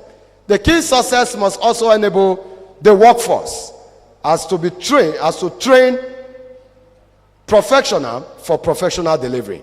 But we cannot do this alone as individual, even as we are here. No single group has all the answer. It must be a teamwork. And that is why the key enabler for this scaling is what we call government. The government must come with policy and funding. Like the emphasis I gave while I was making illustration to how I was paid or how I've been paid every month of March in pounds by UK government. It is the government policy that every work that are impactful, okay, that are coming out from any part of the world, that they are seeing online, that is impactful to their society as to enhance their health system, such will go with pay. And that's where the government, that's where the Nigeria contest comes in for us to start funding. I'm not only making references to 10th fund, which is not even easy for you to get. You continue to apply. Some of you will not even still get it if you really don't know the one who knows the one in 10th fund. So that's what it means. That's the Nigeria contest we are. Okay, so the government must come into play with this. So we need our government partner to provide the policy framework and the safety net as to set the rules that protect privacy and ensure fairness. We know we have so many patients' data within the health sector, but how protected are all these data if we allow individuals to have an access to this data? And so This has been the problem we have within the country. But there were ways to overcome it, which the country is not really looking at. So they provide funding that makes care accessible to everyone, not just those who can afford it. Then number 2, private sector tech partner, okay, as to provide devices at a low cost, if not free, okay, and then as well as cloud. So we need our technology partner to build. We now have people that read a technical course, but what are they doing within the country? What technology are they actually coming up with? But nothing, because the technological area or the technical area that we have within the university system is poor because of no provision of facility as to enhance their professional skills. This is where the university needs to come in. And this is our message every day to Southern Delta University, that we have professionals and we need tools to actually to work. So we need devices that are simple, affordable, and reliable. We need software that is secure and easy to use. We also need platform that can talk to each other. What you know, what you have done, you should be able to communicate it, okay, to the world. There should be a platform for communication. And I know one of the major platforms that has been utilized so far has been the platform of journals. Institutional journals should be encouraged, where people publish that work for more, for curation of data within the university. So NGO are also part of the key enablers. The community groups are also part of it. We need our community partners. The NGO, that's why when you look at the key areas of a lecturer, they will always say teaching, community service, and what we call research. These are the key values of every lecturer. So our community partners cannot be overlooked. We must go down to the community and then meet with the community leaders of how to make use or utilize their resources as to enhance the health system that we have within the nation. The NGO, the faith-based organization, must also come into it, as well as the local groups that have the trust of the people must also come into it. They know the communities, they have relationships that no government program can replicate. Let's be real to ourselves. They are essential to reaching the last man. The faith-based organization have more relationship when you talk about community interrelation as related to what you call the government. They have it more. And that's what we need to also incorporate as a key for scale enablers. So the keys enabler for scale, we also need the citizen. We need citizens to be active participants in their own health, to try a health app to talk to their doctor about telemedicine. They must also take care of their health. You know, we are in a stage where people suffer disease and then they don't actually take it into seriousness until it becomes so chronic that they will visit the hospital. If I may ask a question, how many of you have actually checked your blood glucose level this year? This is the month of March, the 3rd month, and it's going to 4th month. How many of you have done that? How many of you have checked your blood pressure level? How many of you have actually done that? Before we can talk about the health system being strengthened, then you must also help to strengthen the health system. That's where we need the citizen to talk to their doctor about their telemedicine, to ask questions when something is wrong, and as well as to share their stories, okay, for better demand. So these are the partners that we need, okay, that like to work together. That's the synergy. But if we run together, we can go further and faster than any of us could alone. So the funding model making of sustainability. There are several sources. One is public budget. The other one is what I call pay for performance. I also make emphasis to this while I was talking. And one of the most exciting models is called the pay for performance. In this model, we don't just pay for when hospital admissions goes down, not when they sell a device. A clinic gets a bonus when vaccination rates increase. This aligns everyone incentive towards the same goal, for better health outcome. The private investment also is very important in terms of the funding, because they have a role to play. The venture capital, corporate social responsibility program, philanthropic grants, all of this can fund the innovation and pilot programs that prove what is possible. So this model has been used successfully in programs around the world. It reduces waste. It focuses on what actually matters, and it ensures that money we spend is well spent, or is creating real value. So addressing concern, the risk, and how we tackle them. I think this one will lead to my dropping of the mic. Okay, my friend. So now I want to address some concern that might be on your mind. These are real issues, and we really need to talk about them honestly. They were concern. There were risk factors. Okay, but how do we address them? People want to get access to patient data, but there are risks that are involved. Who know how some of us can condemn some patient data and then even send those patient data to somebody else of how they catch up with, or even sell it to their enemies, that, oh, that man that came to the hospital is having this thing. Can you please attack? And there so many risk factors are involved. And that is why, how do we now address this concern and to overcome this risk factor? Privacy, this is the number one concern for most people. How do we ensure that our personal health information stay private? And the answer is built into the system from the ground. Data should be encrypted, like the emphasis I make on GraphPad. Until you have a GraphPad software, you can't get to my raw data.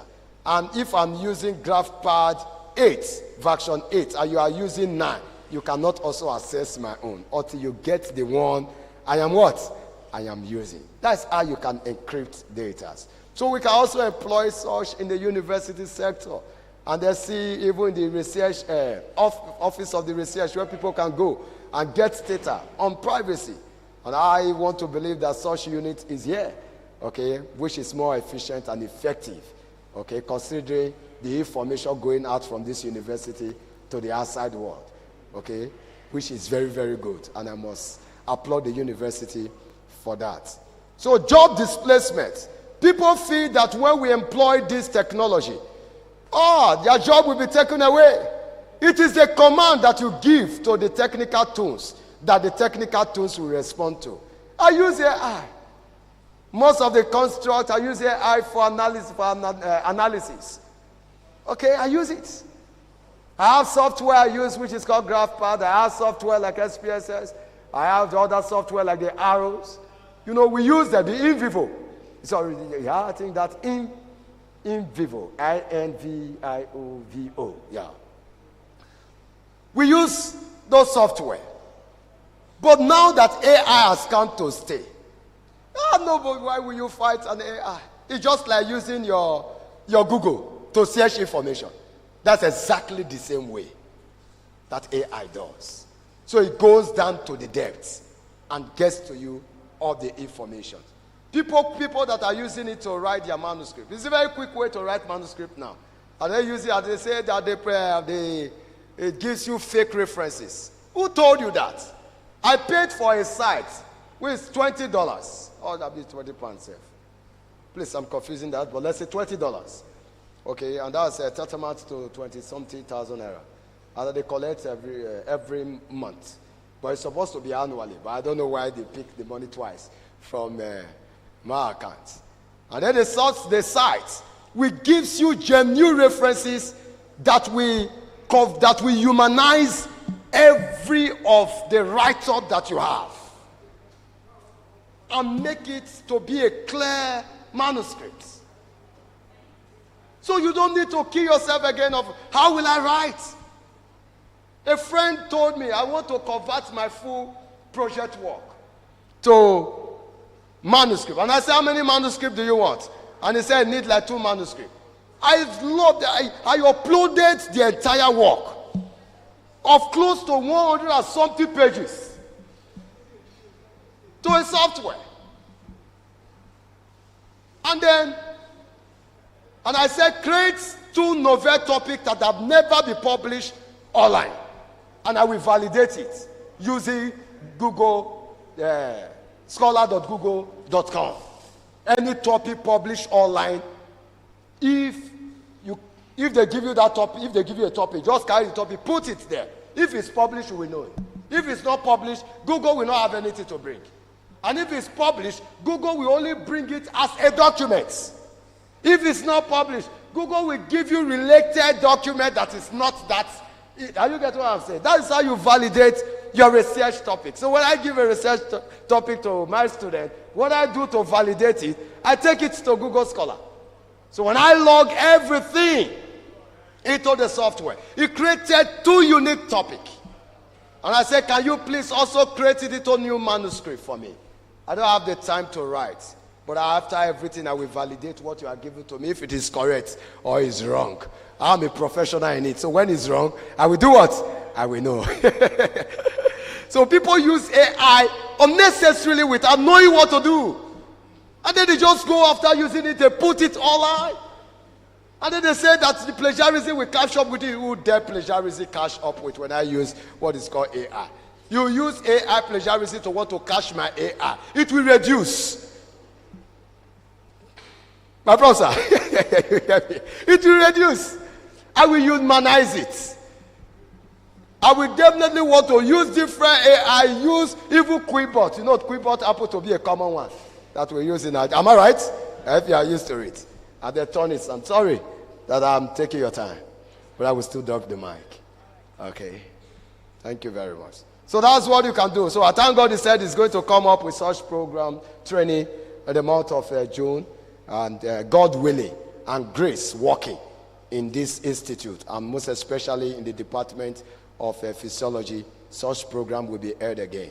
Because I want to believe that more grants are coming. Yeah, they are coming. Seriously, God will make it work out. Because when they work out, you will spend less than spending more in conferences. Okay, so that's one thing I want you to understand. So we can use, you cannot, there's no way your job can be replaced with anything or displaced with anything. Only a professional can know how to use it. If you carry somebody who read an agric and who is not professional in the area of medicine, I say come and do a work under medicine using this tool, you will not even understand what he's doing. You see those forest plots I did, it takes a professional person to interpret them. You see in silico docking, if you send me your work on in silico docking, I say please interpret for me, I should be able to interpret. It takes a professional who have actually studied the mapping of the docking to be able to do it. So these are the training. I'm still going for the training. I'm just waiting for my friend to come out from Brazil and then put me on the training of what he has learned there, because I'm going to be of a good support to her too when she's here, when she come back. So those are the things. So please, let's collaborate, let's integrate. Don't just stop here. Okay, you can collaborate with me too. I'm very free to be collaborated with. Okay, so resistance. So permit me to end because a note is waiting for me here. This is the 3rd time. I don't want to make it to be the 4th time. So permit me, I've talked on part of all these, the different areas of measurement. The slide will be sent across to us, so no need to start talking more on this again. And your role, how you can help in this area. You and I can also help. You can say community advocates, technology leaders, policy makers, healthcare leaders. This is the area we are going into now. As a public health professional, we are sorting out for a grant in this area as an advocate of certain health chronic illness within the Riverine area of Delta State.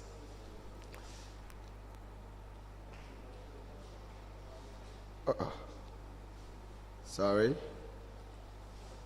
Please, can you go to my conclusion for the slide?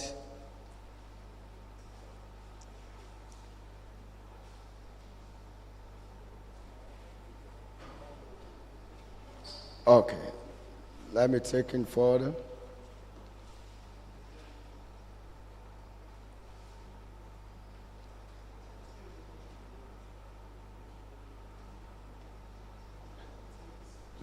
Please, okay. Take it to my last slide, please.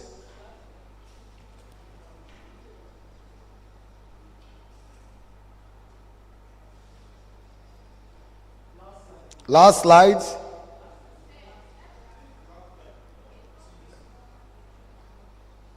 Okay. Okay, it's not showing here. Okay, yeah, thank you. Okay, it wasn't showing here before. All right, so let's recap. Synergy is the key, but not just the key.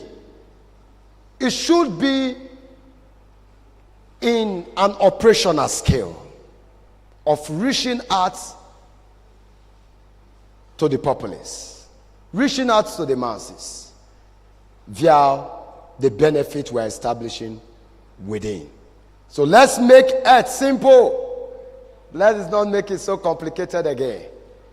Okay? Because this is what we are witnessing. That you can't just go to the hospital and the doctor will just attend to you in an urgent way. Even when you go to the emergency ward, emergency is not really emergency. Let's be real to ourselves. If you've ever been to the local hospitals that we have, emergency is not really emergency. Let's be real to ourselves.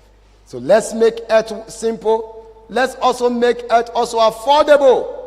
And let's make it to go everywhere. So that it doesn't get restricted to the urbans. But let it also go down to the rural area. My very good friend is also sending thanks to you. And that's what I put here. Okay? As one of my best collaborator in the UK, who is collaborating with me right now. And also part of the GBD, the Global Body Disease, which we are into in terms of collaborators. So greetings to everyone, greetings to University of Medical Science, Ondo City, and greetings also to the organizer. I thank you once again for providing me this platform. I do not take it for granted, and it's a great privilege. And I am glad because I have been part of this university. I've been partner to this university. I've been a friend to this university. You have brought me down here twice, if I'm not mistaken. And I think I was here last year conference too. I think I was also here last year conference. Some of you, you saw me last year, and I've been part here. So any conference this university is doing from the physiology department, I always make myself available. Thank you. And God bless everyone. Thank you very much. A beautiful round of applause for Dr.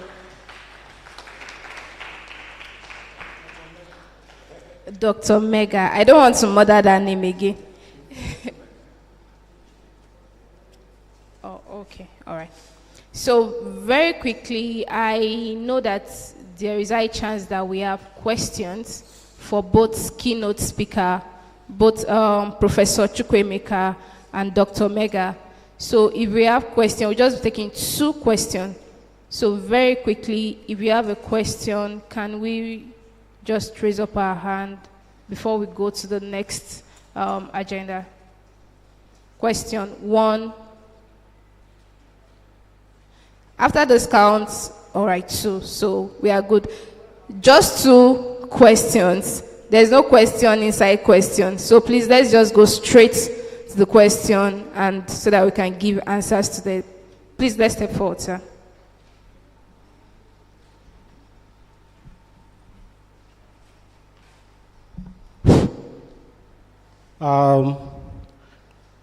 Thank you so much, our guest speaker. You've done really well. Both Professor Chukwuemeka and Dr. Mega. Quickly, my question, I have 2 questions and a comment. The first one is, in the course of Professor Chukwemeka's presentation, I don't know if it is online presently. So he made mention of selection of lead compounds in his presentation. So I was wondering, he made mention of some properties. Number one, the hardware profile, toxicity, and then docking. In my own laboratory, what I do, I work on medicinal plants, and what I do is I use docking to actually select lead compound, especially the one with the highest binding affinity. But he has mentioned some other properties, so I want to know which one will he consider as the best to select the compound, the lead compound, from all the compounds reviewed, either from GCMS or from other metabolomic studies. Then number two, we do wet lab experiments, and we try as much as possible to complement that with the computational studies, the computational approach, which you all have been talking about now. So I'm a little bit scared. In the near future, do you think that this computational approach will replace the wet lab experiments that we do at the experimental aspect? That's number two. Number three, the last one is comment. And my comment is this, that we should try as much as possible as scientists to make our research impact the society. He has been talking about different places outside Nigeria, the UK, Germany, and the likes, in Europe, in the West. And one thing I notice is that the government, yes, of course, I agree with you, that government has a role to play in research. But in addition to that, we also have charity organizations. Bill Gates, for instance. Charity organization, we have a lot of them in the UK, where you can actually source for grants. So if our research is impacting our own immediate society, of course, we have people in our society who I think are also ready to also fund our research. Thank you very much.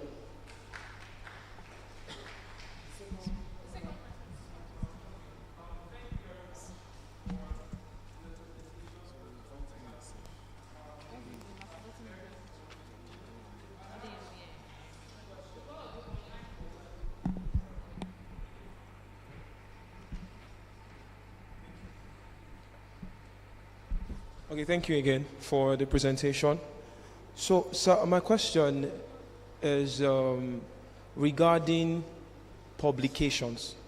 So I love the way you emphasize how you collaborated with this, and I look at the disparity between working now and working for impact. Some people in Nigeria, they are already stressed out, trying to survive than thinking of what to move forward. So now the question is, how do you manage multiple works, multiple collaborations effectively and efficiently? I can have different works in progress. Maybe I have people I'm collaborating with. How do I manage that effectively? Do you use a schedule, or do you decide to, when I'm done with one project, I'll go to the next project, So what's your pattern for it? Thank you very much. That's the question. All right. Let him address first, then after that, the speaker online. All right, let me touch the area that I need to touch. The first question to ask, I think that will be addressed by the first keynote speaker, because that's more of his own area in terms of molecular docking relative to selection of the best lead compounds. That will be addressed by him. And while you were talking about the charity organization, which I also tend to be part of it, because not only the government, charity organization, that's the NGO too, alongside the private sector, they are also encouraged to come into funding of research in terms of collaboration. And this is where we have a lot of problem, that those that have the money to actually fund research are investing it in building hotels, Okay? And when you come to data, you know people that have money. But when you ask yourself question, what are they doing with their money? Is to build hotels where people lodge and line up every night waiting for points are key. You know what I mean? You point, okay, you don't know.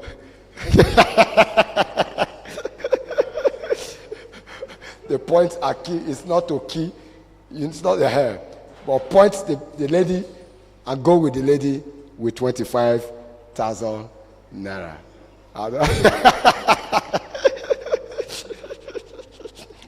I stay in such community. All right, so there's the second question that you ask. I will address that question. Talking about the wet lab and also the dry lab. The dry lab, that's more of the computational lab where we carry out computational analysis. And the question with the computational lab, where we carry out computational analysis, replace in the nearest future, not now. You know, it's not really possible to replace it, and it will never replace it. Even though we are promoting it, it will not replace it. Because one of the major ways for validation of what of the outcome of the computational analysis, the best way to validate it is also from the research, the raw research work. So you must also carry out raw data work, not only secondary data. We know the secondary data is coming from the raw data, but you know genetic diversity also counts. So, okay, in establishing findings, and if you carry out, maybe utilize more of the data in UK, and there's one community in Ondo here, you've not picked data from there to also carry out an investigation. It will also be a problem of computational analysis. So meaning there is no way the outcome of computational analysis can validate what is happening within that interior village that you have within Ondo here, until someone goes to that place to get the raw data from those people before you can even employ the use of computational analysis in the future. So both go side by side. So we're only encouraging it considering the fact that since we are spending more money in research here and it's drying up our pockets, we don't want to dry up our pockets again. Let's also attach. I think you did a work on this silicon docking, and both wet lab and dry lab was employed, and so it will make you spend less. So the answer to it is that it cannot, and it will never. Okay, so the other one before I drop this mic is, how do we manage because of the stress involved? Like my friend earlier said, there were a lot of stress actually involved in the job we are doing. You are already tired of getting to the ass. You will not even see the possibility of getting light to work will not be there. And then they expect you to write paper to publish. And the same university that's expecting you to publish paper is not even funding your research work and providing certain means for you. So you get frustrated and you even get tired of writing. It takes sacrifice to publish. And you know, I told you I was presenting in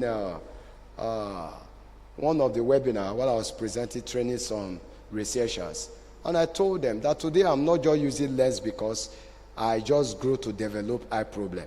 I use lens because I have so much read and look at screen day and night, sleeping less. So why will I not develop an eye problem?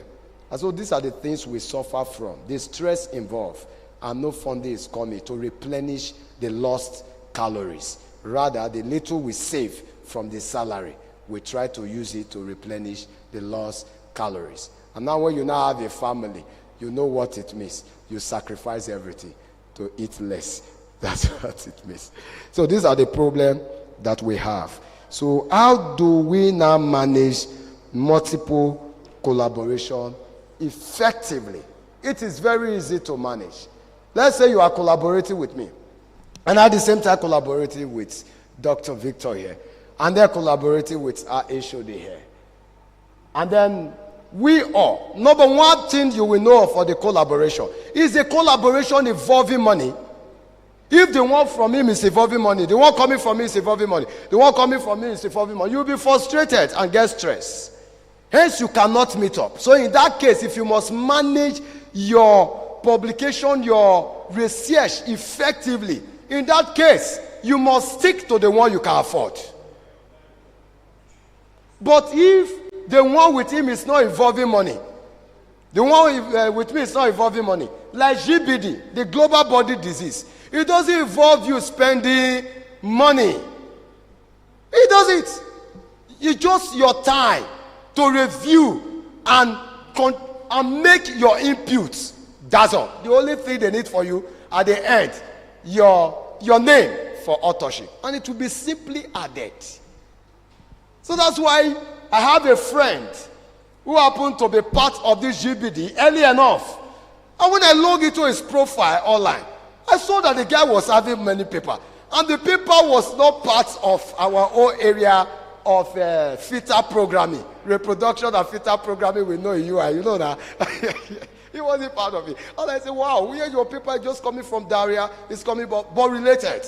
But from diarrhea, PCOS, polycystic, ovarian syndrome, it was just coming out from there. And I said, how come? So how are you collaborating with all these people? The guy just laughed. He says GBD. The guy used it to get a lot of paper. And all the paper are powerful paper under Lancets. Not point papers. And the guy, not point and key paper. And the guy got paid even alongside. And I was like, oh, brother, how are you doing this? And he told me the secret. And I say, will I join with money? He said, no. I said, send me immediately. I am joining. If it doesn't involve money, I mistakenly paid that 20 pounds, how much, or dollars, under that site's software. Mistake. And when they withdraw the money, I was angry. Because it was a mistake. Say, I don't know, I'll go for the free. So, you go by that way, you can manage your research. Publication, don't focus or pay. They were free. Even up to this morning, I was having a nature journal sending me. There's one communication medicine now. Journal that sent me, other nation that sent me to contribute a paper on that microplastic, which I've done work on. They sent me messages and I replied them, I'm much interested, but with a complete APC waiver. If you agree, I'm available. And they agreed this morning. And so I'm planning, I'm going to raise up a paper, create a paper now, a review paper, not original research work, because I don't have money for that kind of original research work now. Create a review paper on microplastics, toxicity, and then send it to them, and I will make sure they don't reject it. That's the area I was trying to talk about when I say there's a way. Make sure if they reject it, they will reject it on the note of plagiarism, which you can actually work on and send back without rejecting it. So these are the ways you can actually manage your publication effectively. Are you getting it? So thank you very much. Thank you very much, sir. I'm sure he has been able to answer that question. We'd like to have Professor Chukwemeka. I'm sure that you can hear us. You have the mic, sir. Okay, good morning again. Well, very inciting viewpoints on the questions raised. Well, with number one question, there is no one particular way of doing research.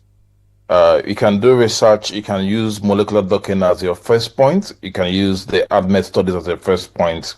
The whole part is based on what resources you have available for you. Some people may actually decide to use the SWISCAM or the deep ADMET. It all depends on what is available for you to use. But with the second question, I'm going to use the second question and also to answer the first question. When it comes to issue of asking whether over time the computational studies are going to take over the kind of bench studies, I don't think that's the case for now, because we have to live in the moment. For now, if you submit any manuscript to any of the top journals, and it's just based on computational studies alone, they will not accept those manuscripts. So, of course, every good editor will want to see the validation of your work based on the bench research itself. But we do not know what will happen tomorrow because the way research is unfolding, there are certain new researches that are unfolding and new knowledge is getting in. And remember that there is no knowledge that is actually new. But with new understanding, new pathways, we may get to the time when the ideas you may input may be something you can source. I'm saying that today, many of you should be aware that there's a projection that in the next 4 or 5 years, you may not even need medical doctors to actually diagnose your illness. And it's currently happening in many parts of the world. I know in UK, I know in some parts of the world, people are no longer going to be going to the clinicians to actually make a diagnosis. What you need to do is you put in your symptoms and you get the same diagnosis. In many parts of the world, telemedicine has gone to the point whereby we're having robotics do the surgery. And if you actually listen to Elon Musk, Elon Musk had a prediction that in the next 4 or 5 years to come, we may get to the point whereby robotics, which are more accurate, will actually be the ones that will do more of the surgical procedures, make them neater, make them more incisive than the human error that will come with having an individual do them. So everything that we're doing today, we have to know that if we think about what happened many years ago, those people are not doing, we're not doing the things those people were doing. I had the privilege of going to the one of the museums for science in UK, and the kind of equipment I saw there are not the equipment that any of us will have in our laboratory today. So there is an involvement in the world, but let us leave at the moment today. What we are just presenting is that these AI tools can make your work more efficient, more effective, with, of course, a reduction in cost, bearing in mind that we are working in a resource challenge environment. And if these tools are available for each and every one of us, we should actually buy in, because there are some of them that are very free. And when you buy in, it makes your work a little bit easier, because we are also going to look at how much funds and how much, what resources do you have? Because you may have the funding, you may not have the technical know-how. Those are issues to consider. I think those are the issues I want you to consider. Don't get anxious or kind of begin to think about what is the path I'm going to follow, whether I'm going to do ADMET first before doing molecular docking, or whether I'm going to do HPLC. Work with what you have, but look for new tools that will assist you to producing impactful publications.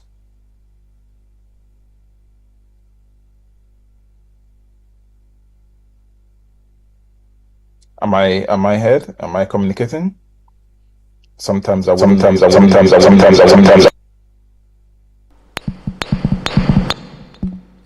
right, thank you very much, sir. I'm sure that he has been able to answer the question.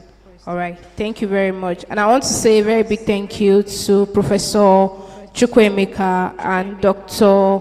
Mega for your time and efficiently impacting us with this knowledge. Can we give them a round of applause, please?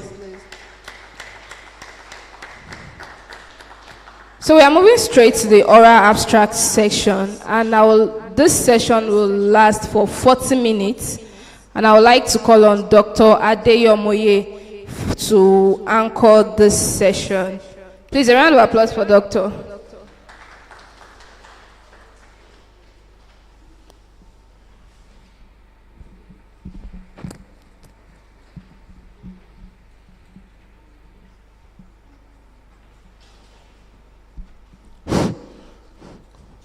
Good afternoon once again.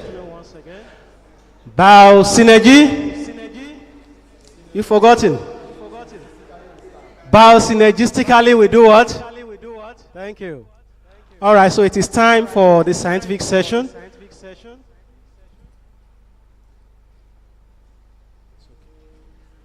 So it is time for the scientific session. We have few oral presentations and also poster presentation. Please, for those presenting posters, If you have your poster here, you can just go to the back of this building. You will see a place where you can actually fix your posters. Then for the oral presentation, I would like to invite, this session is going to be chaired by Dr. B.O.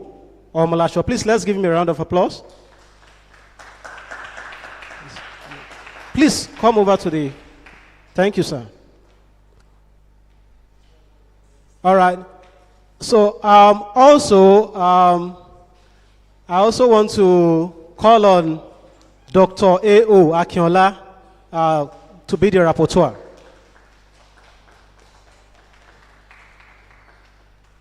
And finally, I want to call on Mr. Ogumilui to also be the timekeeper. Thank you. Over to you, sir.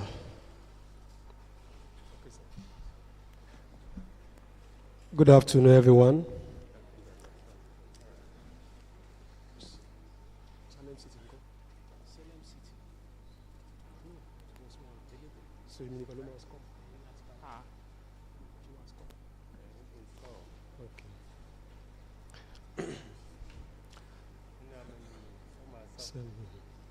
Good afternoon, everyone, once again.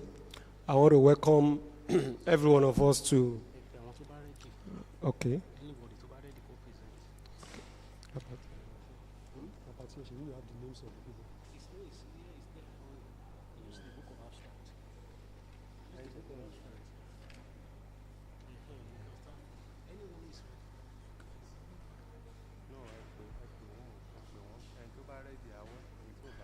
Okay, working for. Okay. Okay. All right. I want to welcome every one of us to this scientific section.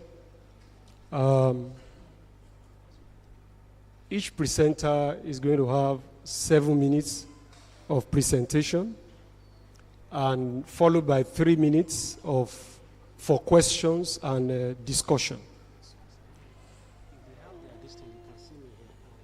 Okay, there.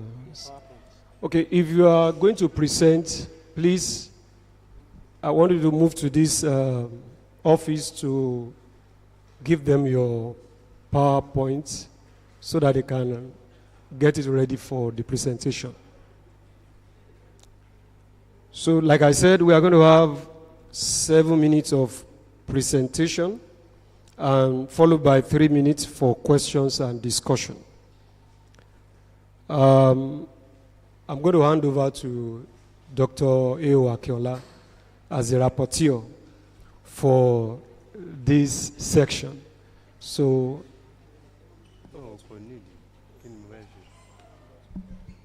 okay, as the chairman has rightly said, we are having 7 minutes of presentation and 3 minutes for questioning.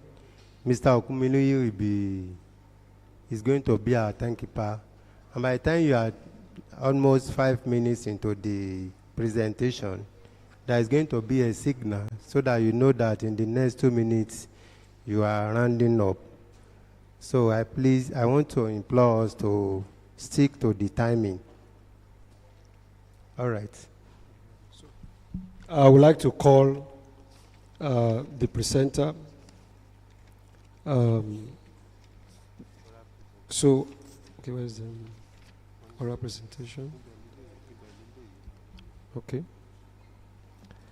The fourth for today is titled, wow, I can't see. I can't see. It is bioconversion of Physiology Americana seed waste into alpha amylase using Bacillus subtilis enhanced fermentation. And the presenter is Odutayo OE.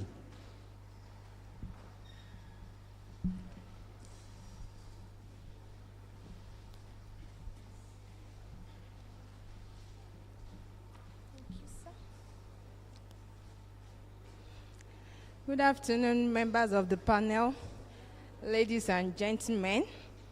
I'm Odutayo Oluwatofumi Esther, presenting the topic bioconversion of Physiology Americana seed waste into alpha amylase using Bacillus subtilis enhanced fermentation. Next slide, please.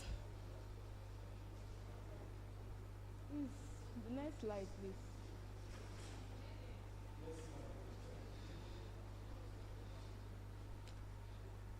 Okay.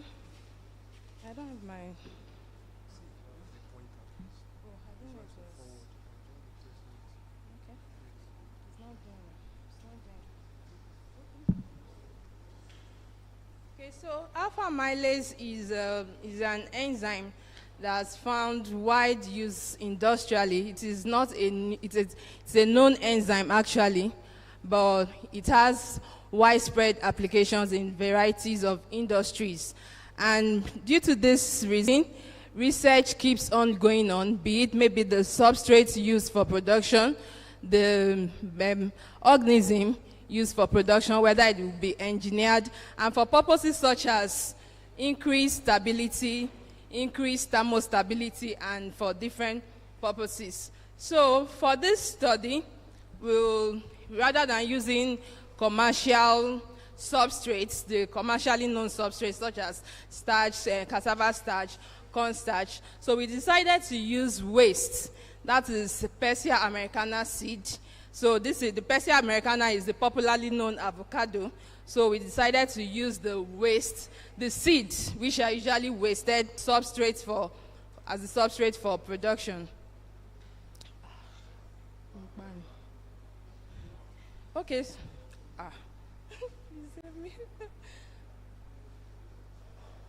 Okay. So the aim for this study was actually to evaluate the nutrient potential of avocado seed and compare it to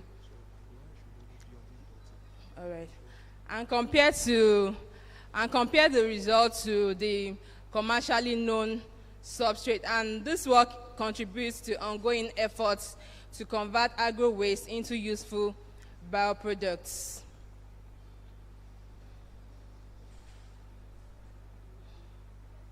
Sorry, I'm not finding someone going to be doing it for me. Okay.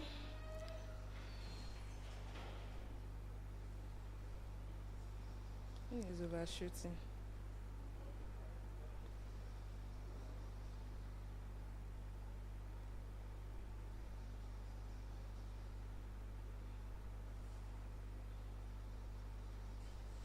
Okay, so these are various diagrams. We have the whole avocado fruits, we have the seeds and the dried seeds. After the dried seeds, sliced and dried.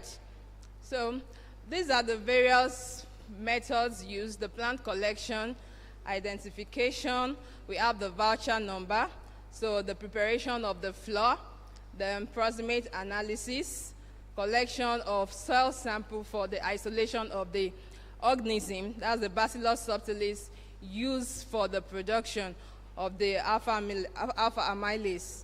So to produce this alpha amylase, so we had different substrates. So the first was the medium contained, which served as the control mineral sources, then followed with the commercial substrate, the commonly used substrate, that is cornstarch and cassava starch. Then the seed waste, and that's the Persea americana seed waste. So in doing that, after the isolation of the organism from the soil, so the soil was actually gotten from a cassava dump site, because you will find rich microbial consortium of Bacillus subtilis in that environment. So using that, we did the culturing, the pulp plates, the streaking, preparing the broth before getting to that. Using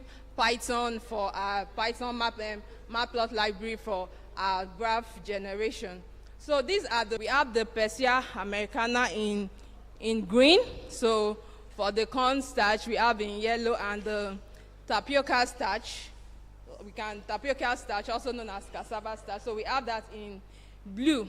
So from what we have here, so we can see that the green, which is the one from the waste, add high nutrient values compared to the substrates. However, for the carbohydrate value, obviously it was expected because those commercial substrates were high content substrates. So the carbohydrate values for those substrates were high. So why for the others we had the waste having higher nutrients proportion. So also for the results of the fermentation profile, that's 24 hourly. So we have that for the basal medium, the tapioca starch, the corn starch, and the Persia Americana. So normally, if we look at where the pH starts, so the pH was at 24 hourly, then to the end, that's 96 hours. So we can see that everything actually started from around 7.4, 7.2, 7.3, 7.4. So they kept declining over the period You have of less than 1 minute. Okay, kept declining over the period of 96 hours. So from what we have, so it shows us that it was because of actual acid production by the bacteria that resulted in that declination. So for alpha amylase activity, the Persia Americana seed weights had highest activity compared to them. So it shows more vigorous metabolism and higher enzyme synthesis, and that could be as a result of the richer nutrients values present therein. So the findings we have here shows enhanced performance of the P. Americana seed substrate throughout the fermentation period. So this highlights its potential as low-cost sustainable alternative for industrial enzyme production. So future research should focus on scaling up production, purifying the enzyme, and evaluating its industrial properties such as temperature and pH stability, substrate specificity, and reusability. Thank you for listening. Let's give her a round of applause. That's the presentation by Dr. Odutayo Oyi. And the topic was bioconversion of Persia Americana seed waste into alpha amylase using Bacillus subtilis enhanced fermentation. So she's trying to valorize underutilized byproducts. And the byproduct we are looking at here is Persia Americana seed, that is from avocado. So you are trying to explore the bioconversion of the Persia Americana seed flour into alpha amylase, and that's a valuable industrial enzyme via submerged fermentation using Bacillus subtilis. So the method used was that proximate amylases were performed on the Persia Americana seed flour and two reference substrates, that is the tapioca and corn starch, that is to assess their nutritional composition.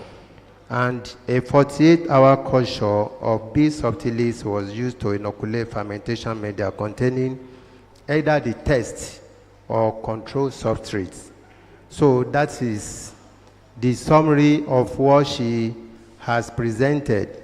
So I will like the presentation is open for questioning and discussion, and that will take another 3 minutes.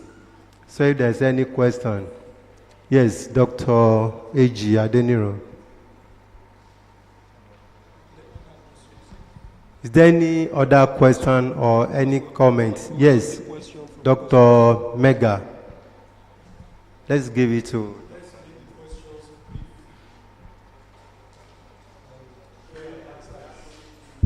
Okay, thank you very much, Dr. Odutayo. I became very interested in your research. Okay, so I'm just wondering,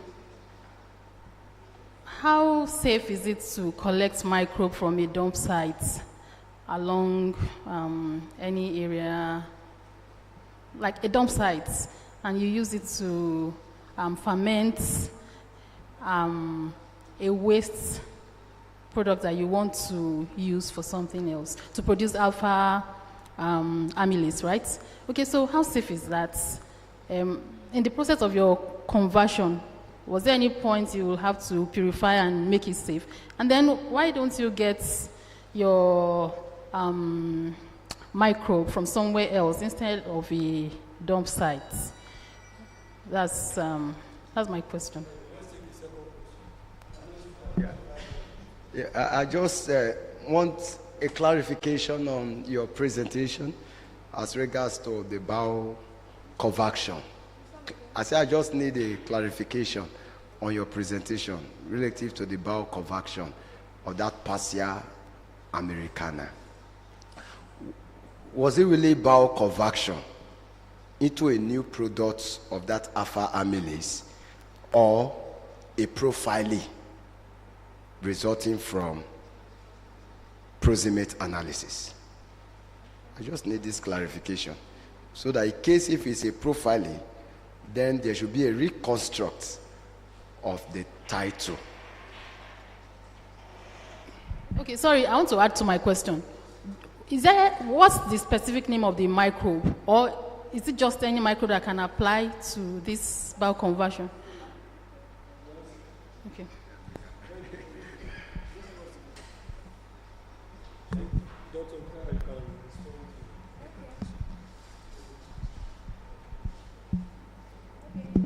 Thank you very much for your questions. So, as regards the safety of the Bacillus subtilis, so the site you obtained it from doesn't really affect the safety. So, if you are bothered, you can do safety analysis. That's what we refer to as hemolytic assay, such that you can do that on a blood plate agar. So you see whether you have zone of hemolysis. So if you have zone of hemolysis, then it can tell you that the organism is not safe. If you don't have the locally done research, you can as well purchase if you are well buoyant, but if you are not that buoyant, it's something you can easily get around. And the cassava dump site is a very good site that you are sure you get that organism from. So the name of the organism is Bacillus subtilis. So there were morphological tests done to confirm, and we got the features to actually use the substrate to generate alpha amylase. So this was the activity that was actually measured on the daily basis. That's for within the period of 96 hours. So it was the activity that was actually measured, and that is an hint that it can actually give you alpha amylase. Yeah. Thank you very much. All right. So that is the end of the... Wait, sorry.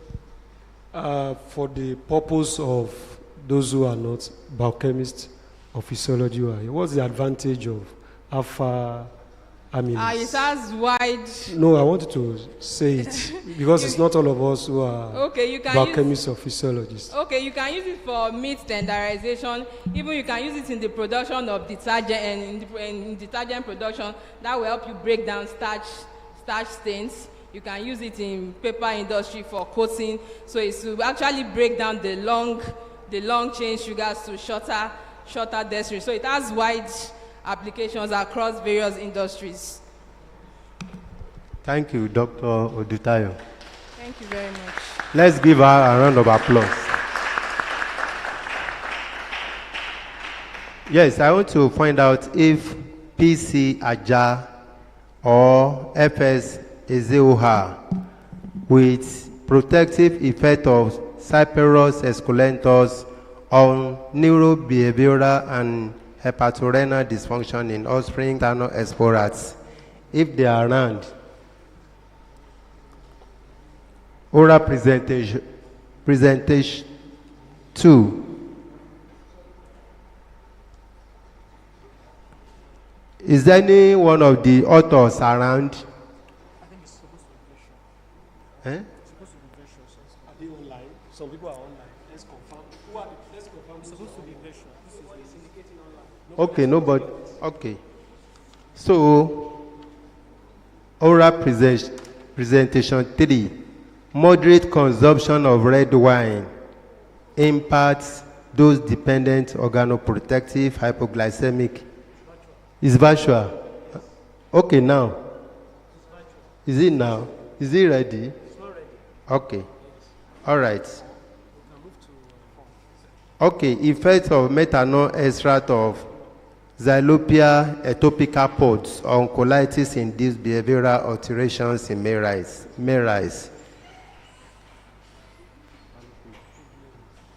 Okay, the presenter is Olamide Cosmos Falekulor. So you have 7 minutes for presentation, and the presentation will be open for discussion for 3 minutes.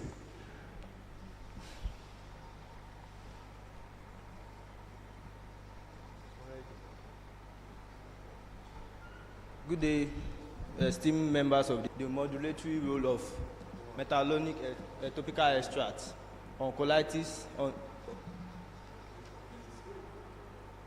Okay, this is not the updated one. Okay, I'll go on.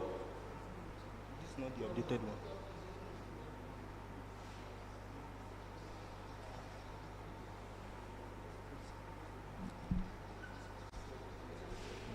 So, it's not the one, but I'll go with this one. So, I sent the updated version, but this is what they have.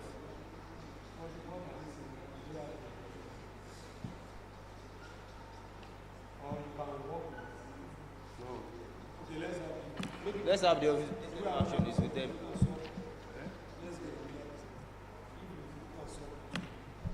Okay, maybe we should just step down so that you go and sort that out.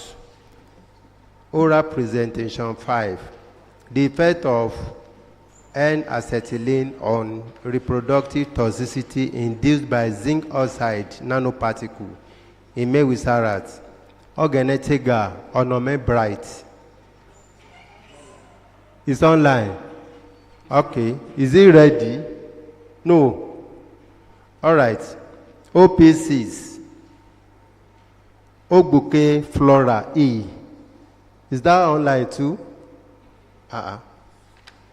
Okay. Oh.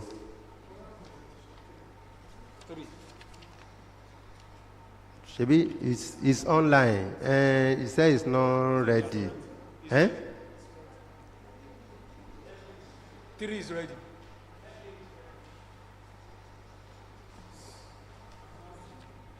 Okay. Oral presentation 3. Moderate consumption of red wine impacts dose-dependent organoprotective, hypoglycemic, and anti-lipemic benefits in diabetic rats fed on high carbohydrate diet. Presenter Magnus MC Ayankudo and Folashade Olanubi.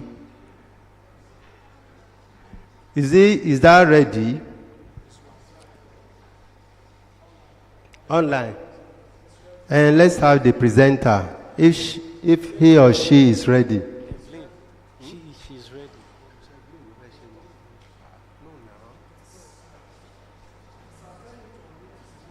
Please unmute your mic so that we can hear you.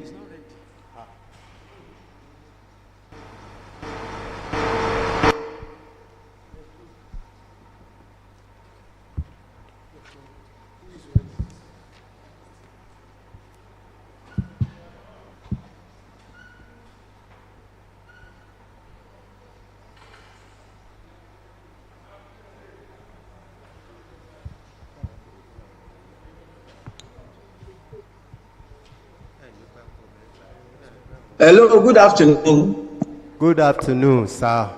Hello, good afternoon. Professor Ayankudo, good afternoon. Can you hear me? We can hear you loud and clear. Crystal clear. Hello, can you hear me? We can hear you. If you can hear us, please go ahead.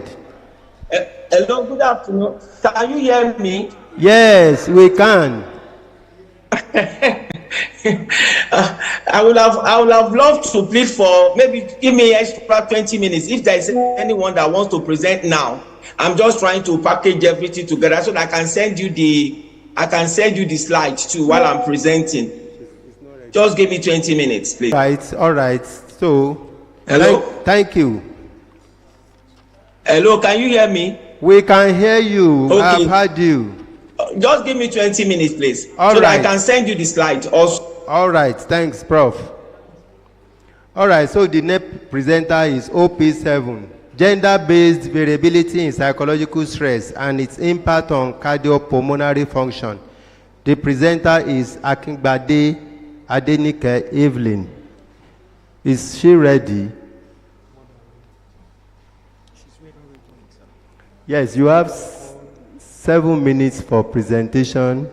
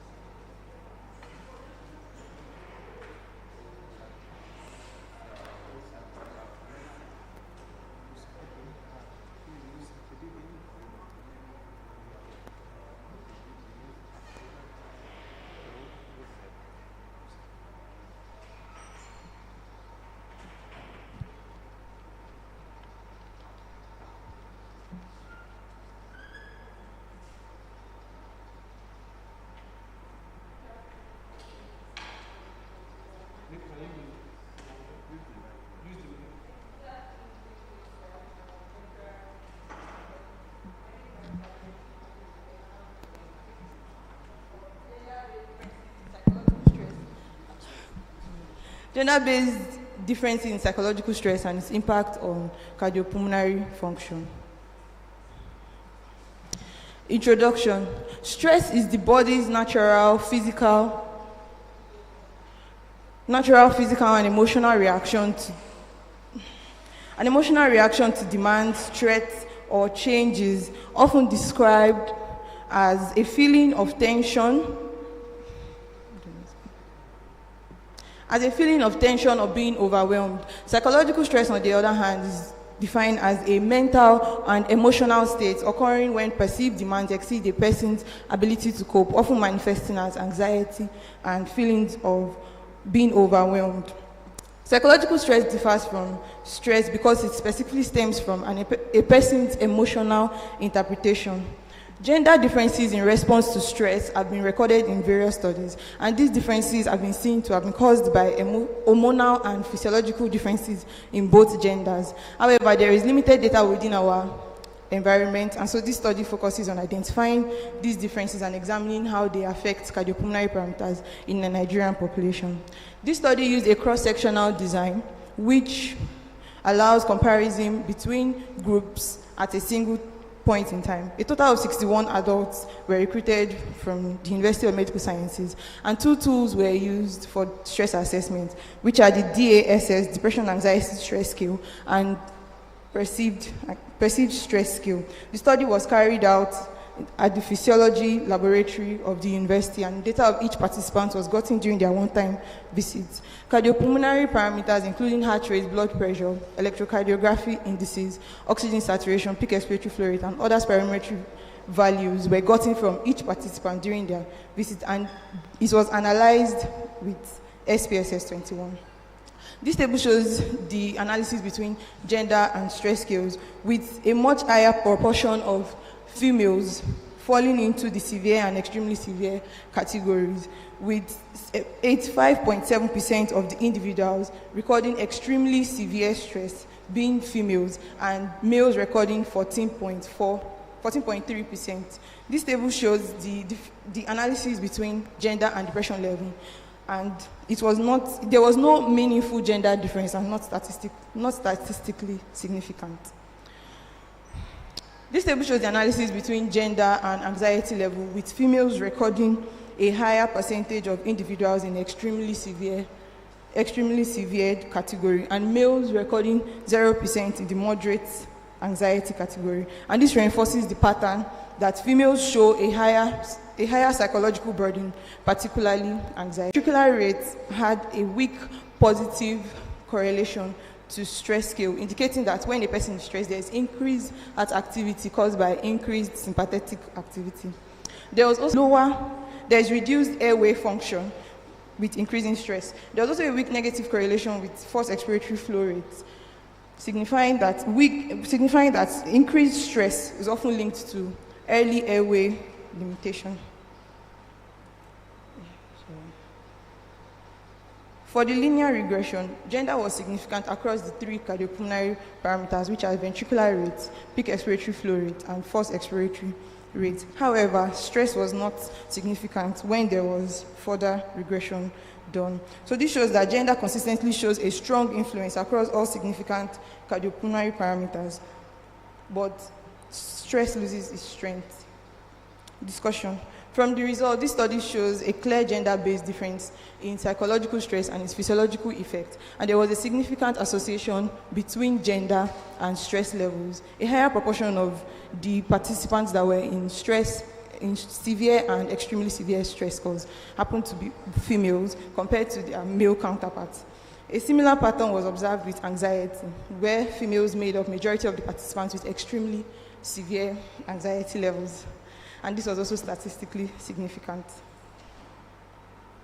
However, depression and perceived stress scores did not show significant differences between males and females, and this suggests that while both groups may perceive stress similarly, the severity of stress appears higher in females compared to males.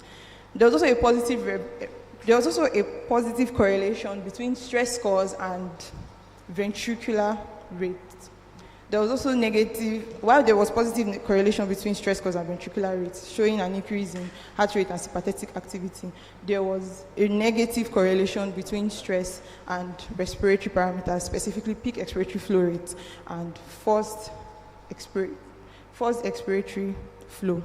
The female gender was significantly associated with higher ventricular rates and lower lung functions, while stress itself was no longer a significant predictor in these models. That was after the linear regression had been done. So this indicates that although stress has an effect on cardiopulmonary function, gender plays a stronger role in determining how stress manifests. Overall, these findings show that stress-related physiological changes are present, but they are shaped and possibly amplified by gender, according to the study. In conclusion, this study demonstrates that psychological stress is associated with measurable changes in cardiopulmonary function, particularly in heart rate and respiratory flow parameters, which includes peak expiratory flow rate and forced expiratory flow at 25% of vital capacity. These findings highlight the need to consider gender when assessing stress and its effects. Further studies with larger sample sizes and longitudinal design are needed to better understand these relationships over time. So my selected references. Thank you. All right. Let's give Akingbade Evelyn a round of applause. Her presentation is titled Gender-Based Variability in Psychological Stress and its Impact on Cardiopulmonary Function. The study actually examined gender-based differences in psychological stress and also evaluates how these differences affect some cardiovascular or cardiopulmonary parameters. Yes, the stress levels were assessed using the depression anxiety scale, and also the stress perception was measured with the perceived stress scale, and some cardiopulmonary parameters were measured, which included resting heart rate, blood pressure, electrocardiographic indices, oxygen saturation, peak expiratory flow rates, and also some spirometry indices like forced vital capacity and forced expiratory volume. So she concluded that stress does not affect men and women in the same way. That is, both men and women, they are affected by stress differently.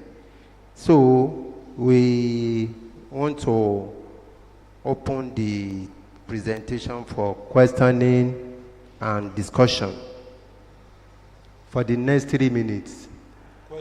Question or comment. She must answer question because there is a mark for that.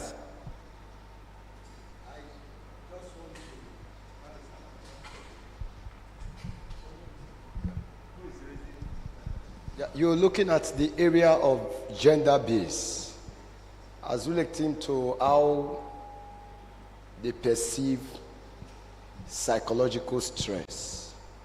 Am I right? Sorry, please come again. As if you are looking at the area, let's say gender-based differences of how they perceive psychological stress and also how they react to psychological stress. Did you consider cultural background? No, sir.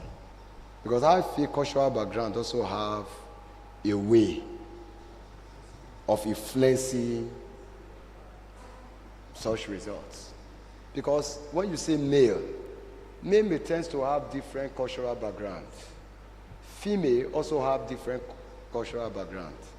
Then after doing that, is it a master's work or a BSc work?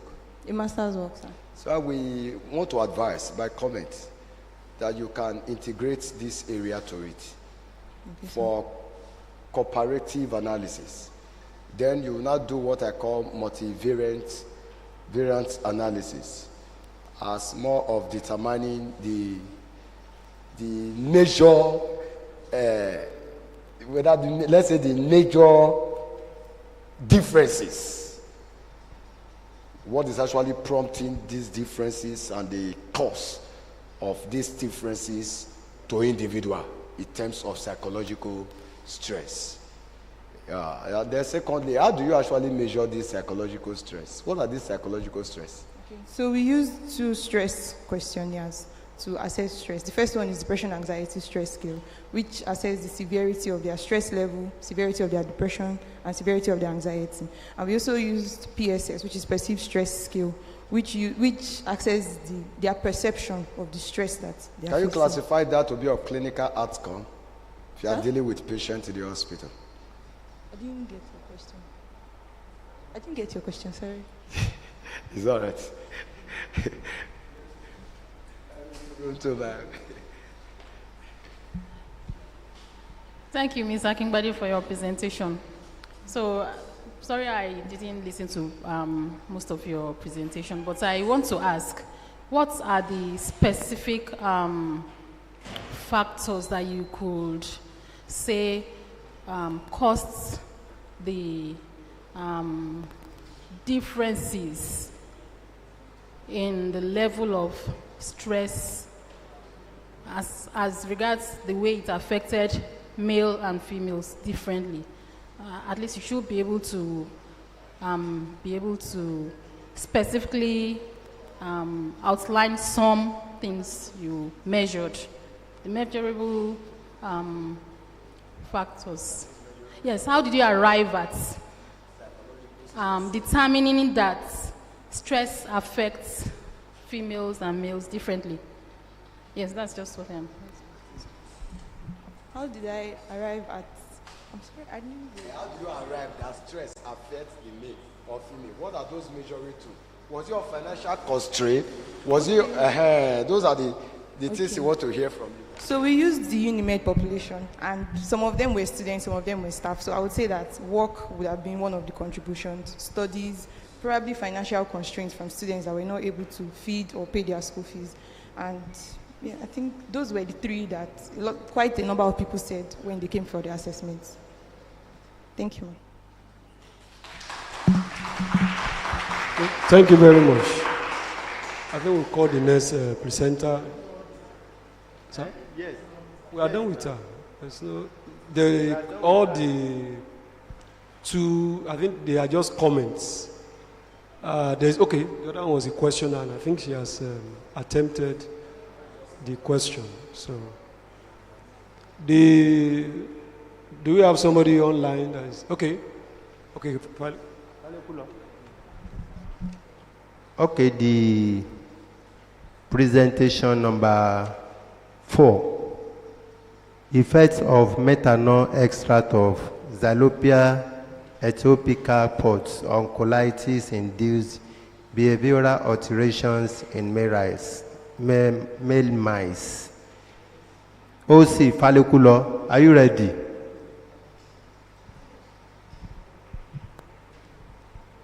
You have 7 minutes for presentation. Thereafter, we discuss the presentation for 3 minutes. Good day, everyone seated on the high table. Good day to my audience. My name is Falekulo Olamide Cosmos. I'll be presenting on the effect of methanol extract of Xylopia ethiopica pods on colitis-induced neurobehavioral alteration in male mice. Now, here my introduction. The statement of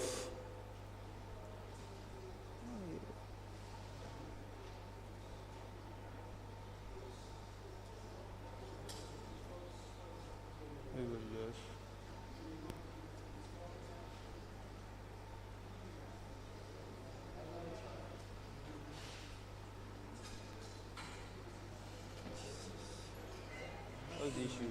The next now.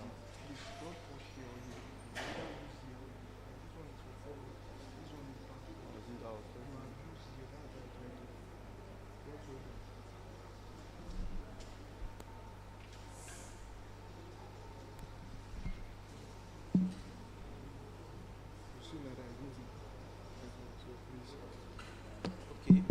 On the way of introduction, colitis has a global spread, and colitis is a behavioral abnormality that involves impairment of the GIT, of the gut, and in humans, there's an interaction between the gut and the brain through the gut-brain axis. Now, Xylopia has shown to have anti-inflammatory effect, as well as having reactive oxygen species that is the main driver of inflammation.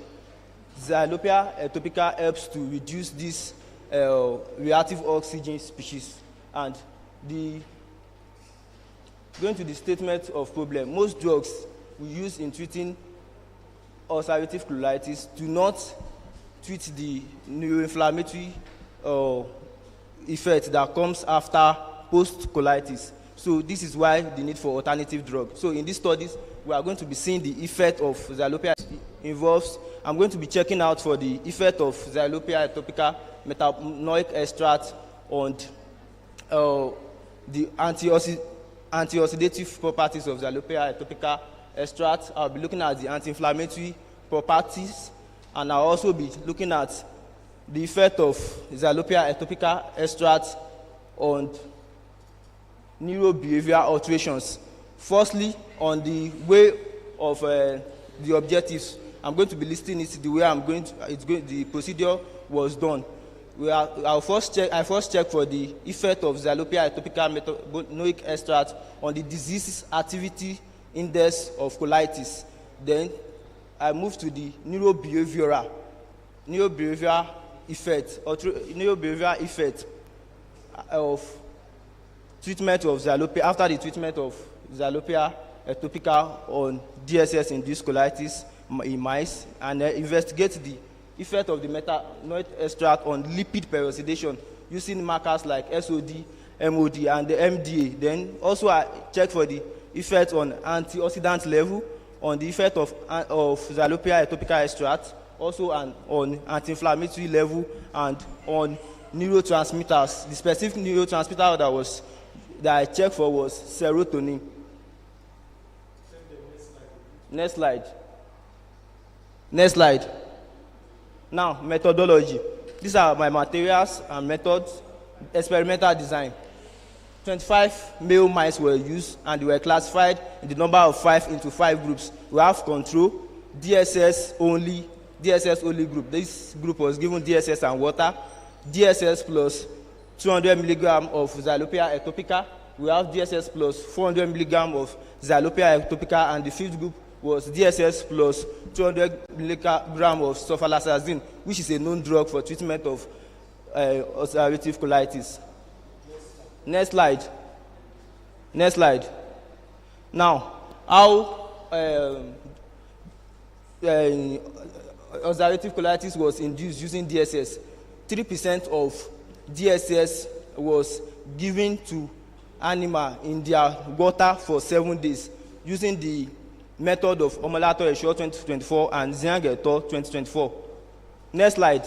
Now, the neurobehavioral pattern. All animals were taken through different tests, different neurobehavioral tests. We did the motor test using the open feed test. We did the elevator plus mate test, the Y-mate test for cognitive, the elevator plus mate for anxiety and depressive-like behaviors. Next slide.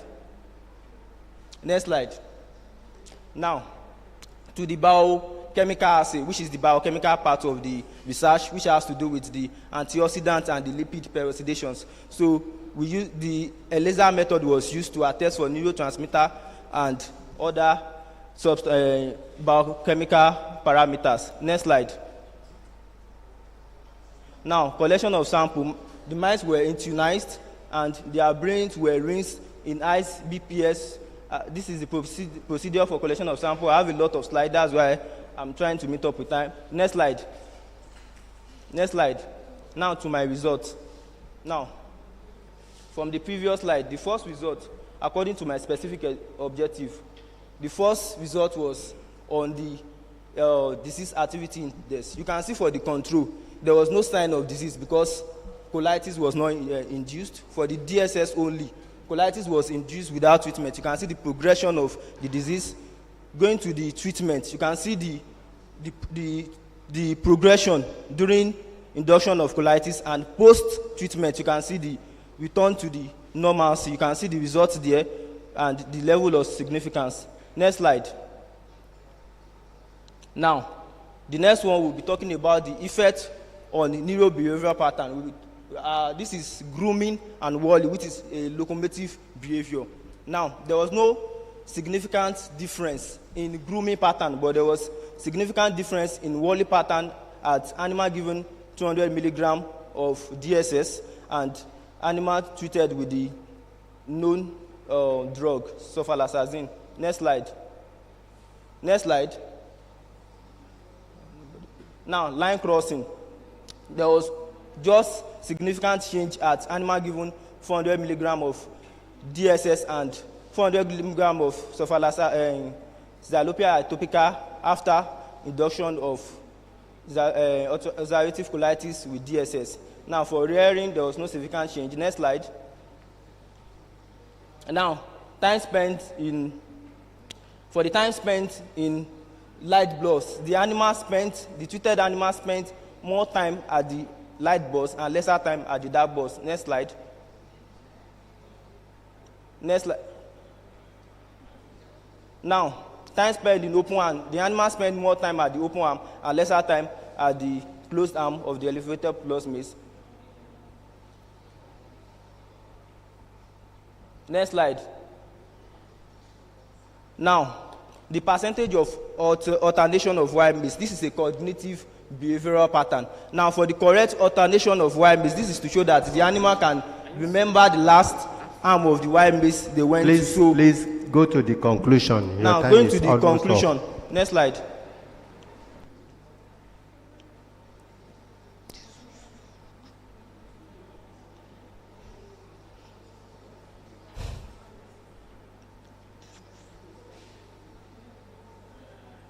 Now, for the matter of short discussion, now based on my results, conclusion. Now, collectively, these findings suggest that Xylopia ectopica methanonic extract exerts multi-trajectory neuroprotective effect through antioxidant enhancement, through anti-inflammatory action, through neurotransmitter modulation, and better neurobehavioral outcome. This underscores its potential as an adjunct or alternative therapeutic agent for managing neuroinflammatory and behavioral alteration associated with colitis. So these studies has shown that Xylopia atopica is a potential drug that has anti-inflammatory behavior and neuroprotective behavior too, and its further studies can also which includes molecular pathway analysis and log-time behavioral assessment, can ascertain its potential as an alternative drug for treating colitis and colitis neurobehavioral association disease associated with colitis, post-colitis. Thank you for your time. Thank you, Mr. Palekulov, for your presentation. He has just presented the effect of methanol extract of Xylopia atopica pods on colitis-induced behavioral alterations in male mice. The study actually tests Xylopia atopica against DSS-induced ulcerative colitis behavioral impairments, and he concluded by saying that Xylopia atopica methanolic extract provides multi-targeted neuroprotection, antioxidants, anti-inflammatory, neurotransmitter modulation for colitis-induced neuroinflammation therapy. So we want to open the presentation for questioning and discussion. All right. For the purpose of younger people who are here, I think that's one of the things we have come to learn here. Is unethical to want to go for a presentation and we are putting the name of somebody on that paper without informing the person. Even if it's your junior brother or your senior brother, it's unethical. And then I also want to say, because this is just purely what has happened, the reason why you have mentors is so as to guide you. For example, what you have packaged here is too much. There is no way you can actually do this presentation in the 7 minutes. So there are a lot of studies here that you have packaged just small out of it and just present. So that's the essence of going through what we call mentorship. Don't just, because you see this conference, just go. All the people you have put their name, are they aware that you are coming here to make this presentation? So for the purpose of education of younger people, please, before you put the name of anybody in anything to go and present, you have to inform that person. That's what I have to say. If there are questions, let's ask him questions. Yes, Dr. Adeniro and Dr. Merit. Dr. Adeniro, your question.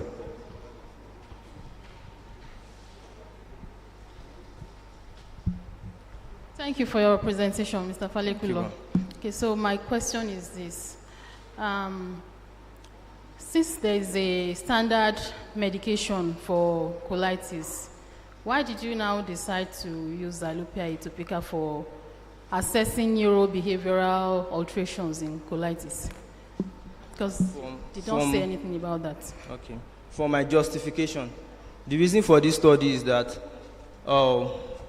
research, it has been shown that these drugs that are used for colitis, for the treatment, the standard drug for treatment of colitis, they majorly treat the ANLs, but did not treat the neurobehavioral alteration that comes after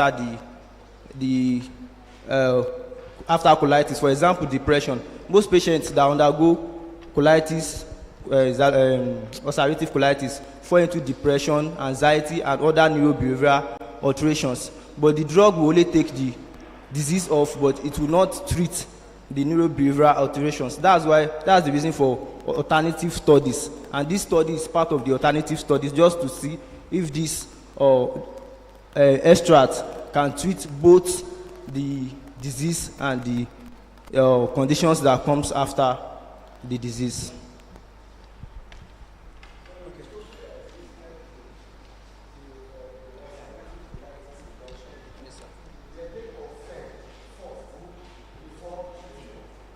Yes, they were confirmed, sir. That's the reason for the disease activity index score.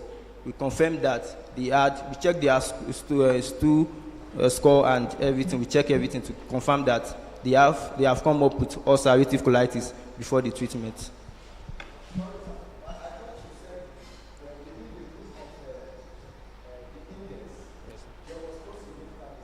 No, I said it was control.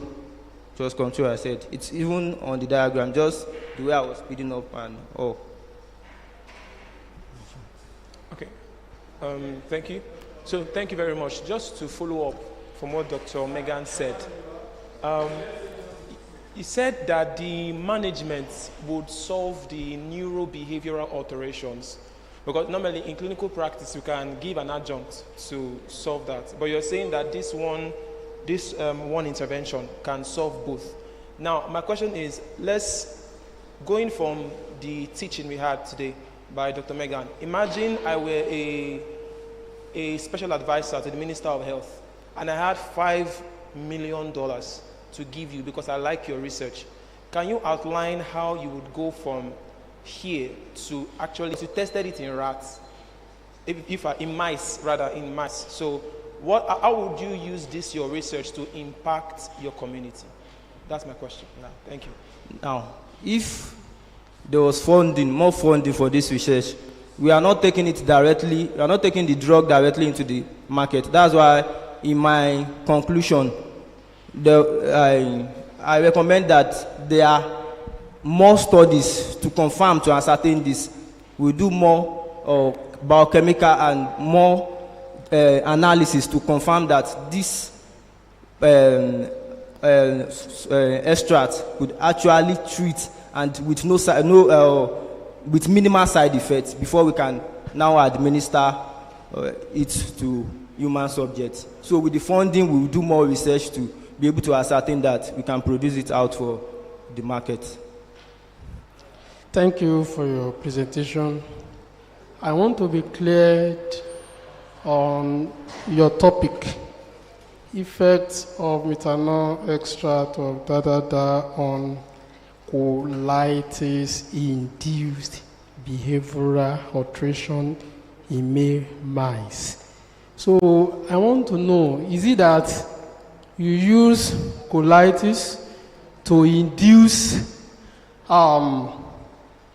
behavioral alteration in mice, or the side effect of colitis is behavioral alteration in mice? So I want to be very clear about it, because the way it is now, it's like the colitis is inducing behavioral alteration.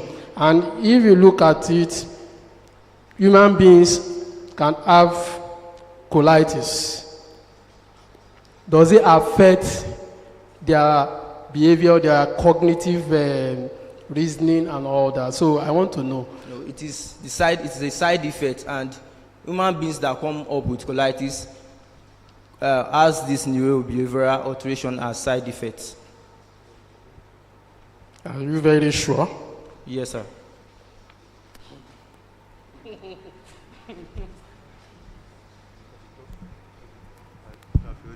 Okay, I think we have had enough, and I want us to give a round of applause for Mr. Cosmos Falikulo. Thank you very much. And I think it seems your work is interesting. About 4 or 5 people have asked questions about your work, and more still want to come.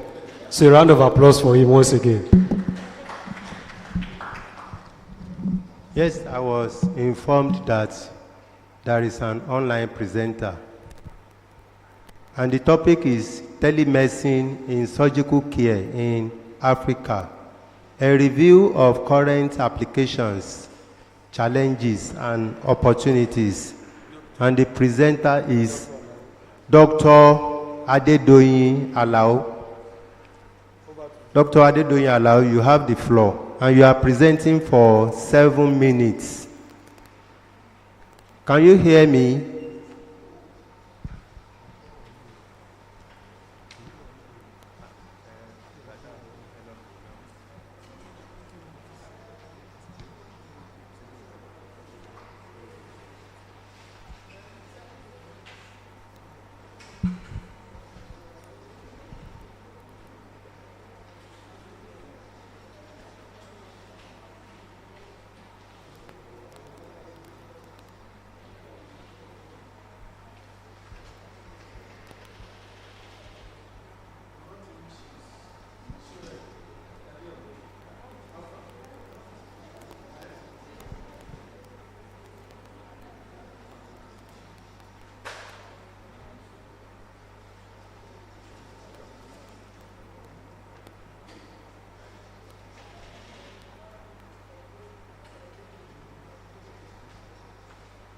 All right, I am set. I want to send the slide to you so that you people can be looking at it as I'm presenting.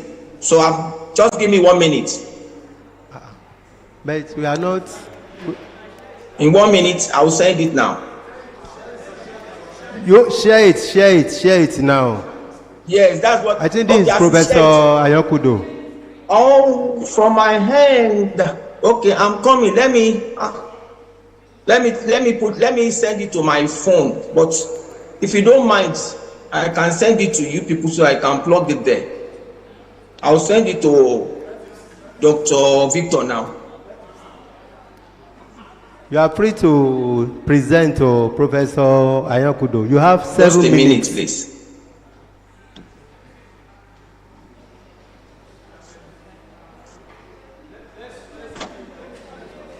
A minute, please.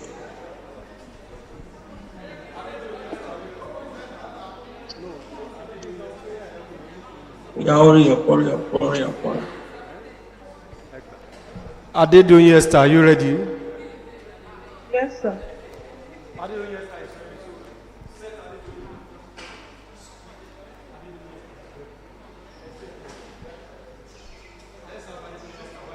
Yes, sir. Let's have Adedoyin Esther presentation while we are waiting Professor MMC Ayokudo for his own presentation. Adedoyin Esther.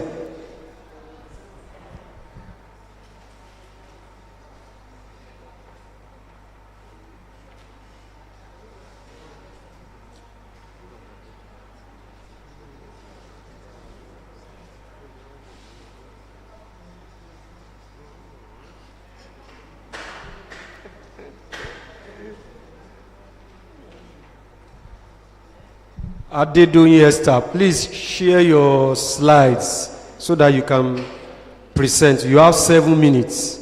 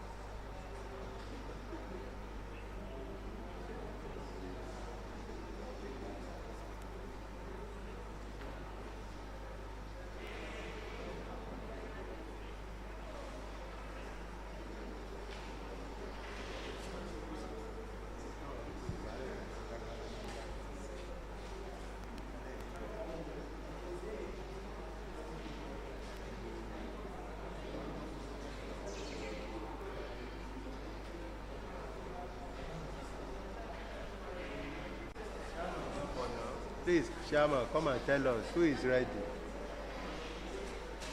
Dr. Adeomoye, no, we go and present it.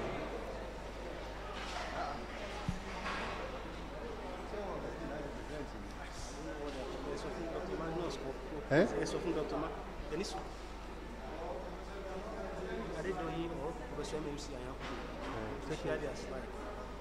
Check it. Please, Professor MMC Anyakudo, please share your slides with us. Or Adedoyin Alao. Please I'm share sending it immediately now. It will soon get to you. I'm forwarding it to Dr. Victor. I'm forwarding to Dr. Victor.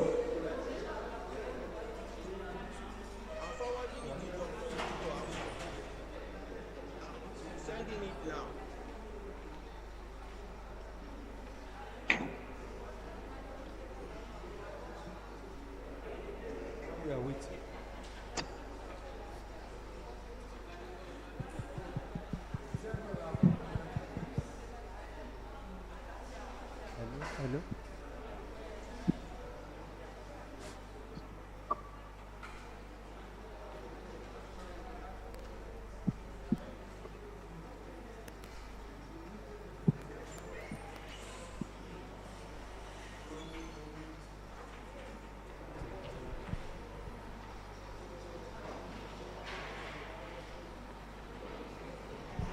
Hello?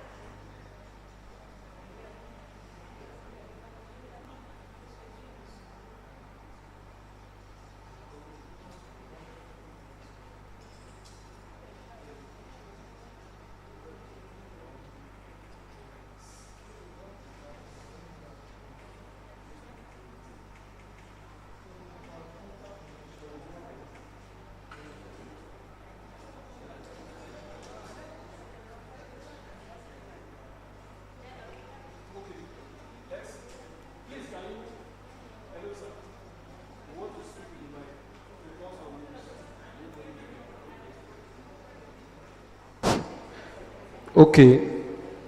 Please, participants online, we want to make a roll call. Don't worry.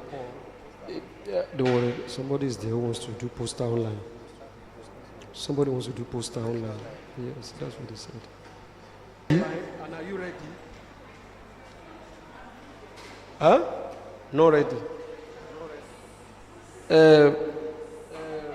Digital twin system for real-time. All right, sir. Thank you, sir. Yes, sir. Thank you, sir. Good afternoon, distinguished hosts and guests present here this afternoon. I am Adedoyin Lao, and I'll be presenting a poster presentation titled Telemedicine in Surgical Care in Africa, a review of current applications, challenges, and opportunities. The term telemedicine comes from the Greek word tele, meaning far or distant, and the Latin word medicus, meaning physician or to heal. And it will be interesting to know that telemedicine was actually coined in the 1970s, and it literally translates to healing at a distance. So we are giving services at a distance to people. So it literally then translates that we are healing at a distance. And telemedicine actually is the use of information and communication technologies to... Hello, sir. Can you still hear me, sir?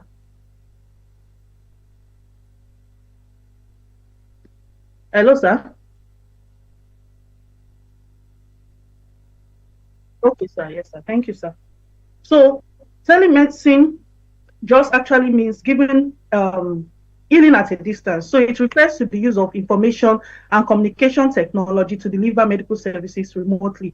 In surgical care, telemedicine actually allows for remote consultations, telemonitoring, intra-op guidance, as well as post-op and follow-up. This helps to bridge healthcare gaps, especially in regions with limited access to specialists. And it was actually even recommended by the WHO, to deliver healthcare services to people that these assets cannot be reached to. So we conducted a systematic review following the PRISMA guidelines to explore the role of telemedicine in surgical care across Africa. And the articles we looked at were from 2013 to 2024, and these were sourced from PubMed, African Journals Online, and Google Scholar. And then with the use of appropriate software, we were able to review, screen these studies, and then eligible studies were focused on telemedicine in African surgery, and data were analyzed for the use of the technology, the application challenges, as well as the barriers to the use of telemedicine in Africa. So what did we find out? So the main platform that was reported to be used across all studies was the use of mobile phone. If we look at this map, this figure 2 that shows a map of Africa that depicted the countries where telemedicine was used, most of these studies were actually done in South Africa. South Africa was the country in Africa that actually used most telemedicine platforms to deliver healthcare services. And then followed by other countries, we have Cameroon, Egypt, Nigeria, also Ghana, Ethiopia, Kenya. So we can say at least quite some countries are also, using telemedicine as a tool, to deliver healthcare services, especially for surgical care in Africa. And the results show that telemedicine, the use of a mobile phone, was used in most of these studies. 81% of these studies used mobile phone or smartphones. And this included the use of calls to call patients, asking about their outcome, maybe pain or how they were faring. So this was majorly used. Calls, messaging, SMS messages was also used, video conferencing, as well as of the use of telehealth apps in surgical care. There were two major use of telehealth apps. There was one that was called the VULA app and another that was called the 2WT app. So these telehealth apps are actually designed, for the use of telemedicine to deliver medical services, healthcare services to patients. So they use this VULA and 2WT apps, which is advanced technologies that were used. So other technologies that were used that were more advanced were the use of what we call the Microsoft holoportation and Google Glass Expert Eye. These were used for teleprocessing and teleconsultation.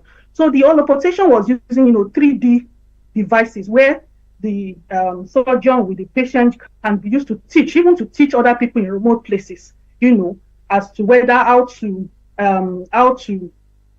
look at a wound, how to assess a wound, and things like that. So the use of holoportation and Google Glass were reported in 2 studies for teleconsultation and teleproctoring. And majority of the surgical specialties that used these technologies spanned from plastic and reconstructive surgery, orthopedics and trauma surgery, pediatric surgery, neurosurgery, general surgery. So those are the major surgery, specialties that used telemedicine. So what was the main application? So the main application of telemedicine was for post-op follow-up care for patients that after surgery, especially for, in pediatric surgical cases, there were patients that used for male circumcision. They were able to follow up this patient through their parents to assess how the patients were doing, how these children were doing. And some also used remote intra-op guidance, for the use of telemedicine. And the telemedicine guidance was a particular one where between the United States, so there was an high-income country, United States, and then Mozambique. So there was a plastic reconstructive surgeon that was able to perform reconstructive procedures using Google Glass. So that was the advanced technology they used. They used Google Glass to show these procedures, to people in Mozambique, and this was very, very intriguing. Then the opportunities. Various opportunities like remote consultations, international collaborations, where we saw, the use of high-income countries with low-income countries were able to, give medical education, surgical education as to, other other surgeons in other areas, to deliver education in this regard. And then it also helped for cost savings. Most patients that live far away from the hospitals, they were able to reduce cost of transportation costs as well as follow-up care.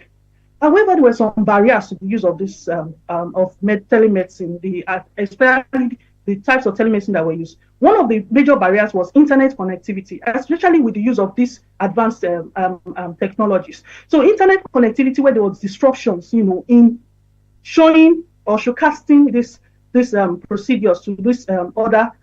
So it was shown that internet connectivity issue was a major problem to be able to deliver telemedicine.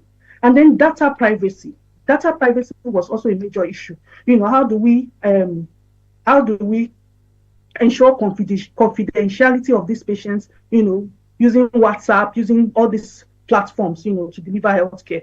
And then regulatory challenges. There is no regulatory framework body to say, okay, this is what you can do, this is the extent you can do, or even to, help with this, to foster telemedicine in Africa. So a major issue was regulatory challenges, as well as digital illiteracy. So most of these advanced technologies, most people cannot use these advanced technologies, and this was a major barrier also. And then language difficulties, especially when patients don't understand the language being used, or patients who in a particular region there's a particular language that you and then you cannot translate Dr.